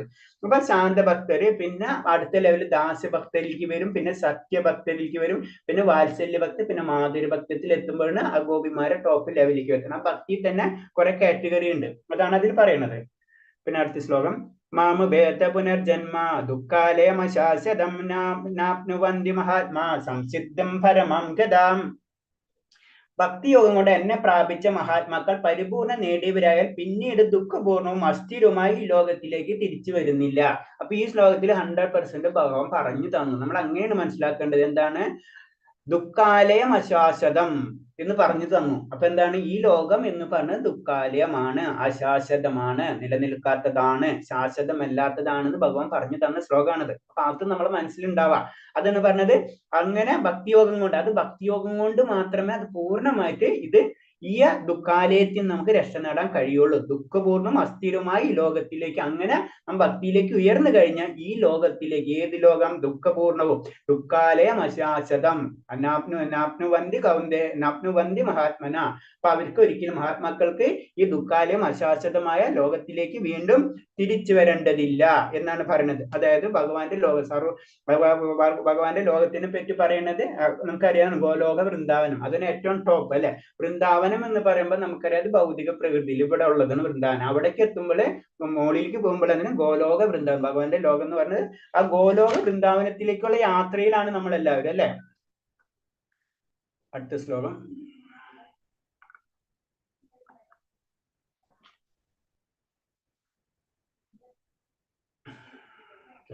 പതിനാറാമത്തത്, ആ ബ്രഹ്മ പുനർലോക പുനരാവർത്തിനാർജുന മാമുപേദത്തു കൗന്ദേയ പുനർജന്മന വിദ്യതേ. ഭൗതിക ലോകത്തിൽ സർവജ്ഞത ഗ്രഹം, ബ്രഹ്മലോകം മുതൽക്ക് ഏറ്റവും അധവുമായുള്ളത് വരെയുള്ള ഓരോന്നും ജനന മരണങ്ങൾ ആവർത്തിച്ചു കൊണ്ടിരിക്കുന്ന ദുരിതപൂർണമായ സ്ഥലങ്ങളാണ്. കുന്തിപുത്ര, എന്റെ പരമപദത്തിൽ എത്തിയവനാർത്താൽ പിന്നീട് ജന്മം എടുക്കേണ്ടി വരില്ല. ഈ ശ്ലോകങ്ങൾ എന്താണ് ഭഗവാന്റെ മുകുന്ദൻ എന്ന് പറയുന്നതിന്റെ കാരണമാണ് ഇതൊക്കെ പറഞ്ഞു തരുന്നത്. കാരണം ഭഗവാന്റെ ലോകത്തിലേക്ക് പോയി കഴിഞ്ഞാൽ പിന്നീട് ജനന മരണങ്ങൾ എടുക്കേണ്ടി വരില്ല. ഇവിടെ കളർക്കാട്ടെന്ന് പറയുന്നത് എന്ന് വെച്ച് കഴിഞ്ഞാല് ദുരിതപൂർണമായ സ്ഥലങ്ങളാണ് ഇവിടെ. ഈ ഭൗതിക ലോകം എന്ന് പറഞ്ഞാൽ ദുരിത, അത് എവിടെ തൊട്ടെന്നോട് പറഞ്ഞു തരുന്നുണ്ട്. ബ്രഹ്മലോകം തൊട്ട് അധമമായിട്ടുള്ള ഗ്രഹങ്ങൾ വരെ ജനന മരണ ചക്രങ്ങൾ ആവർത്തിച്ചു കൊണ്ടിരിക്കുകയാണ്. ഇത് ദുരിതപൂർണമാണ്. പക്ഷെ എവിടേക്കാണ് നമ്മൾ എത്തേണ്ടത്? ആത്മീയ ലോകത്തിൽ, ഭഗവാന്റെ ലോകത്തിൽ മാത്രമേ പോയി കഴിഞ്ഞാല് നമുക്ക് ജനന മരണ ചക്രങ്ങൾ ഇല്ലാന്ന് ഭഗവാൻ ഈ ശ്ലോകത്തിൽ കൂടെ നമുക്ക് പറഞ്ഞു തരാണ്. അപ്പൊ അതിൽ പറയുന്നത്, കർമ്മജ്ഞാന ഹഠയോഗങ്ങൾ അനുഷ്ഠിച്ചു പോരുന്നവർക്ക് പരമജീവിത കൃഷ്ണന്റെ ധാമം പുകണമെങ്കിൽ കൃഷ്ണബോധം, അത് ഭക്തിയോഗത്തെ പരിപൂർണത നേടേണ്ടി വരുന്നു. അപ്പൊ നമുക്ക് ഹഠയോഗം മനസ്സിലായി, അത് ഓട്ടോമാറ്റിക് ആയിട്ട് പറഞ്ഞു കഴിഞ്ഞാൽ ഇതേപോലത്തെ കാര്യമാണ്. ഹഠയോഗം എന്ന് പറഞ്ഞതും അഷ്ടാംഗ യോഗം എന്ന് പറഞ്ഞാൽ ധ്യാനയോഗം എന്നൊക്കെ ഒരേ കാറ്റഗറികളുള്ളതാണ്. കർമ്മ, ജ്ഞാനം പലതരം ജ്ഞാനയോഗികൾ. ഇപ്പൊ സാഖ്യയോഗ എന്ന് വെച്ച് കഴിഞ്ഞാൽ നമ്മുടെ ആത്മാവ്, ശരീരം, ഇതൊക്കെ എന്താണെന്നൊക്കെ ഡീറ്റെയിൽ ആയിട്ടൊക്കെ പഠിക്കുക എന്ന് പറഞ്ഞിട്ടുണ്ടെങ്കിൽ നമ്മൾ ജനറൽ ആയിട്ട് ബുക്ക് എന്നുള്ള രീതിയിൽ അല്ലാത്ത രീതിയിൽ ആത്മീയമായിട്ടുള്ള ഒരു പഠനം. അപ്പൊ അതിലാണ് നമ്മൾ ആത്മാവ് എന്താണെന്നൊക്കെ നമുക്ക് മനസ്സിലാവുന്ന ഒരു രംഗം അതാണ്. പിന്നെ കർമ്മങ്ങളിൽ കൂടി പല കർമ്മങ്ങളും ചെയ്യുന്നുണ്ട്. ആ കർമ്മങ്ങളിൽ കൂടി ഇതൊക്കെ ചെയ്തു കഴിഞ്ഞാലും അൾട്ടിമേറ്റ് അത് കർമ്മങ്ങൾ എന്ന് പറയുമ്പോൾ വൈദിക ഗ്രന്ഥങ്ങളിൽ പറഞ്ഞിട്ടുള്ള രീതിയിലുള്ള പല കാര്യങ്ങൾ, ഇപ്പൊ നമ്മുടെ സാത്വികമായിട്ടുള്ള കർമ്മങ്ങൾ ചെയ്യുക, അങ്ങനത്തെ കാര്യങ്ങളൊക്കെ ഉണ്ടല്ലോ. ഇതൊക്കെ എന്തൊക്കെ ചെയ്താലും അൾട്ടിമേറ്റ് കൃഷ്ണഭാവത്തിലേക്ക് നമ്മൾ കടക്കണം. എന്നാലേ നമുക്ക് ആ പരിപൂർണത നേടാൻ കഴിയുള്ളൂ എന്ന് പറയുന്നത്. പിന്നെ ഇതിൽ പറഞ്ഞത് അതാണ്, പഞ്ചാഗ്നി വിദ്യ എന്ന യജ്ഞം അനുഷ്ഠിച്ച മനുഷ്യനെ ബ്രഹ്മബോധം കഴിയാൻ കഴിയും. എന്നാൽ ബ്രഹ്മലോകത്തിൽ വെച്ച് കൃഷ്ണബോധം പരിശീലിക്കാതിരുന്നാൽ ആൾക്ക് ഭൂമിയിൽ തന്നെ തിരിച്ചു വരും. ഇപ്പൊ നമ്മൾ ഇതിനെപ്പറ്റിയൊക്കെ പറയുമ്പോൾ നമ്മൾ ഇതൊന്നും അത്രയും പാടും. നമുക്കറിയാം പഞ്ചവിദ്യ എന്നൊക്കെ പറഞ്ഞത് ഇപ്പോഴത്തെ ഭൗതിക ലോകത്തിൽ നടക്കാത്ത കാര്യമാണ്. കാരണം എന്ന് വെച്ചാൽ അങ്ങനത്തെ ഒരു അവസ്ഥയൊന്നുമല്ല ഇത്.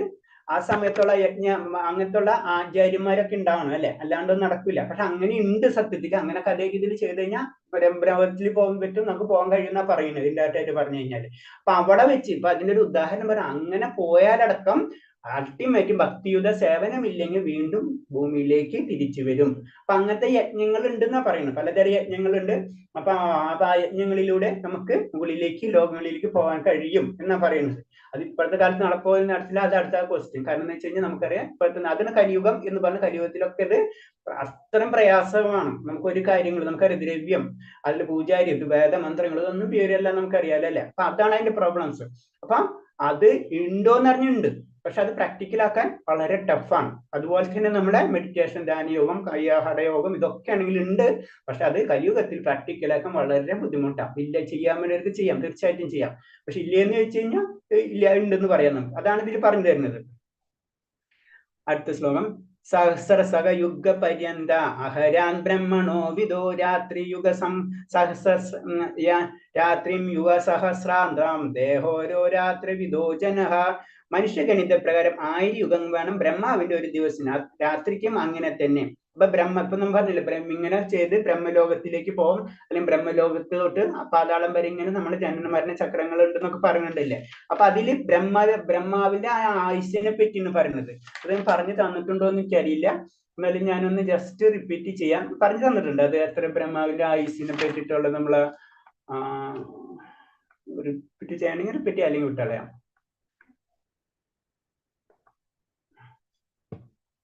ഹരേ കൃഷ്ണ, ഞാൻ പറഞ്ഞു കേൾക്കുന്നുണ്ടോ? ജസ്റ്റ് ഞാൻ പറയുന്നുണ്ട്. അതായത് നമ്മള്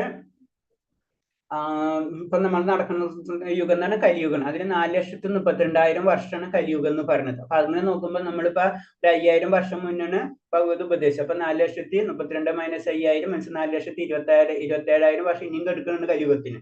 അപ്പൊ അത് അടുത്ത്. അപ്പൊ ഈ കലിയുഗം എന്ന് പറഞ്ഞാൽ 4,32,000 ഇൻറ്റു 2 എന്ന് പറയുമ്പോഴാണ് നമ്മള് അതിന് മുന്നത്തെ യുഗമായിട്ടുള്ള ദ്വാപരയുഗത്തിന്റെ വർഷം ഏകദേശം 8 ലക്ഷത്തി സംതിങ് വരും. പിന്നെ ഇൻറ്റു 3, അതായത് 4,32,000 ഇൻറ്റു 3 എന്ന് പറയുമ്പോൾ ഏകദേശം 12 ലക്ഷത്തി സംതിങ് വരും.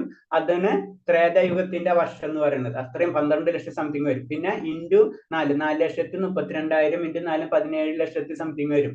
അതാണ് ശരിക്കും ഏതാ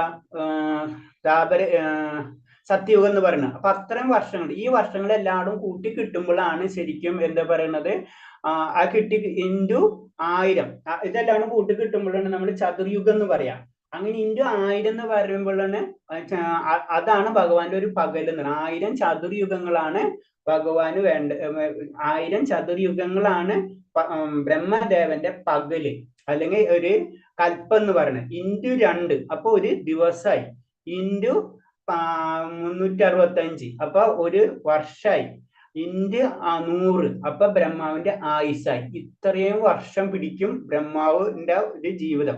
അത് എന്ന് പറഞ്ഞത് ഭഗവാന്റെ ഒരു ശ്വാസമാണ്. ഇപ്പൊ ബ്രഹ്മാണ്ട്, കാരണം ബ്രഹ്മാണ്ടം ഭഗവാന്റെ കാരണോദായിശി വിഷ്ണുവിൽ നിന്ന് ബ്രഹ്മാണ്ടങ്ങൾ ഉണ്ടാവുന്നത് അല്ലെ. അപ്പൊ ഒരേ ബ്രഹ്മാണ്ടം, അനന്തകോടി ബ്രഹ്മാണ്ട നായകൻ തന്നെയല്ലേ പറഞ്ഞത്. അപ്പൊ ഒരേ ബ്രഹ്മാണ്ടങ്ങൾ വരുന്നു. ആ ബ്രഹ്മാണ്ടങ്ങൾ എന്ന് പറഞ്ഞാൽ ബ്രഹ്മാവിന്റെ ആയുസ് എന്ന് പറയുന്നത് ഇത്രയാണ്. അപ്പൊ ഈ ആയുസ് തന്നെ നമ്മളെ വെച്ച് നോക്കുമ്പോൾ എത്ര വലുതാണ്, അതാണ് നമ്മൾ ഇതിന് മനസ്സിലാക്കേണ്ടത്. അപ്പൊ അതിൽ തന്നെ ഈ പിന്നെ വരുന്നത് അങ്ങനെ. അപ്പൊ എത്ര ഉണ്ടെന്ന് മനസ്സിലാക്കാം. ഓക്കെ, ഹരേ കൃഷ്ണ. നമുക്ക് 4 മണിയായി, മാതാജിയുടെ ക്ലാസ് ഉണ്ട്. അപ്പൊ അതിൽ എന്തെങ്കിലും ഡൗട്ട് ഉണ്ടെങ്കിൽ ചോദിക്കാം, അല്ലെങ്കിൽ നമുക്ക് ക്ലോസ് ഇപ്പൊ പറഞ്ഞില്ല. അപ്പൊ ഇന്നിപ്പോ നമ്മൾ പറഞ്ഞു ജസ്റ്റ് ഒരു ജനറൽ ആയിട്ട് ഞാൻ ജസ്റ്റ് ഒന്നും കൂടെ പറഞ്ഞു തരാം. നമ്മൾ ഭഗവാന്റെ പരമപദ പ്രാപ്തി അല്ലെ ആ അധ്യായം പഠിക്കുന്നത്.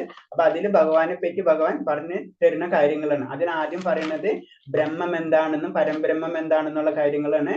പിന്നെ പറഞ്ഞ യജ്ഞദേവത എന്ന് പറയുന്നത് എന്താണ്, അത് ഭഗവാൻ വിഷ്ണു തന്നെയാണ് യജ്ഞദേവതകൾ എന്ന് പറയുന്നത്. പിന്നെ പറയുന്നത് പിന്നെ 3 തരം കാര്യത്തിനെ പറ്റി പറയുന്നുണ്ട് അല്ലെ. നമ്മള് ആദിഭൂതം, ആദിദൈവം, ആദി യജ്ഞം. ആദിഭൂതം എന്ന് പറഞ്ഞത് പ്രത്യക്ഷ പ്രപഞ്ചം, ആദി ദൈവം എന്ന് പറഞ്ഞത് ദേവന്മാർ കൂടെ ഉള്ളത്, പിന്നെ ആദി യജ്ഞം എന്ന് പറയുന്നത് ഭഗവാനാണ്. പിന്നെ നമ്മൾ ചെയ്യേണ്ടത്, നമ്മൾ എന്താ ചെയ്യേണ്ടത്, അന്ധകാലച്ച അതായത് ഭഗവാനെ മരണസമയത്ത് സ്മരിക്കണം. അതിനുവേണ്ടി നമ്മൾ ഇപ്പോഴേ തന്നെ പല കാര്യങ്ങൾ നമ്മൾ ചെയ്തുകൊണ്ടിരിക്കണം എന്ന് പറഞ്ഞു. അല്ലാണ്ട് നമുക്ക് ഓർമ്മിക്കാൻ കഴിയില്ല. അങ്ങനെ പ്രാപിച്ചു കഴിഞ്ഞാൽ പിന്നെ ഭഗവാൻ ഒരിക്കലും പറയുന്നില്ല നീ ഇതൊക്കെ എല്ലാം നിർത്തിയിട്ട് നിന്റെ ഈ നിയമമായി നിന്റെ നിയത കർമ്മങ്ങൾ നീ ചെയ്യണം, അതിൽ കൂടെ എന്നെ ആലോചിക്കുക, എന്നെ ഓർമ്മിപ്പിക്കണം എന്നാണ്, എന്നെ ഓർക്കണം എന്നാണ് പറയുന്നത്.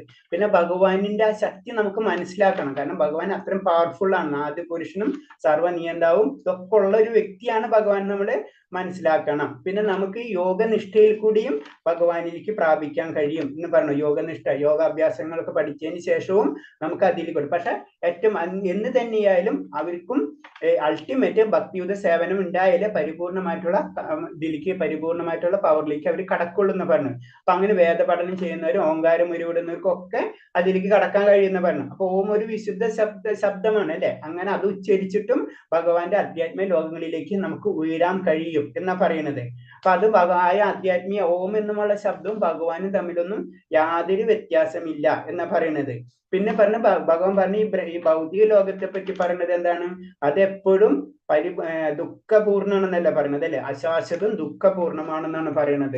അപ്പൊ അവിടെ എപ്പോഴും ജനന മരണ ചക്രങ്ങളുണ്ട്. പക്ഷെ ഭഗവാന്റെ ലോകത്തോട്ടെ അവിടെ ജനന മരണ ചക്രങ്ങൾ ഇല്ലാന്ന് ഭഗവാൻ ഇതില് പറയുന്നു. പിന്നെ ബ്രഹ്മാവിന്റെ ആയുസ്സിനെ പറ്റി പറയുന്നതാണ്. കാരണം ഇത്രയും നമുക്ക് ഇത്രയും ജന്മങ്ങൾ ഇൻഡയറക്റ്റ് ആയിട്ട് നമ്മുടെ ജന്മം എന്ന് പറയുന്നത് ഇത്ര വർഷമുള്ളൂ അല്ലെ, ഒരു 100 വർഷം അല്ലെങ്കിൽ 75 വർഷം കൂട്ടാം അല്ലെ. പക്ഷെ ബ്രഹ്മാവിന്റെ ആയുസ് എന്ന് പറഞ്ഞ ഇത്രയുണ്ട്. അപ്പൊ ഒരു ബ്രഹ്മാണ്ടം മുഴുവൻ നശിച്ചു പോകണമെങ്കിൽ അത്രയും വർഷം നമ്മൾ ഇതിന്റെ ഉള്ളിൽ കിടന്ന് കറങ്ങിക്കൊണ്ടിരിക്കും. വേറെ രീതി മനസ്സിലാക്കണമെങ്കിൽ അതാണ് നമ്മളെ ഈ ജന്മം എത്ര ജന്മങ്ങളായിരിക്കും പറയുന്നത്. നമ്മൾ 84 ലക്ഷം കഴിഞ്ഞ് വീണ്ടും നമ്മൾ ഇതിലേക്ക് വരും, ഇങ്ങനെ കറങ്ങിക്കൊണ്ടിരിക്കും. ആ ജന്മത്തിൽ നമുക്ക് രക്ഷ നേടണമെങ്കിൽ ഭഗവാന്റെ അനുഗ്രഹം അല്ലെങ്കിൽ ഭക്തിയുത സേവനം കൊണ്ട് മാത്രമേ നടക്കുള്ളൂ. ഓക്കെ. വാഞ്ചകൽപതരൂപേച്ച കൃപാസിന്ധ്യാവേച്ച പതിനാം പാവനേഭ്യ വൈഷ്ണവേഭ്യ നമോ അനന്തകോടി വൈഷ്ണവഭക്തർക്ക് ഗുരുദേവ്ജി ഹരേ കൃഷ്ണ. പ്രണാമം എല്ലാവർക്കും.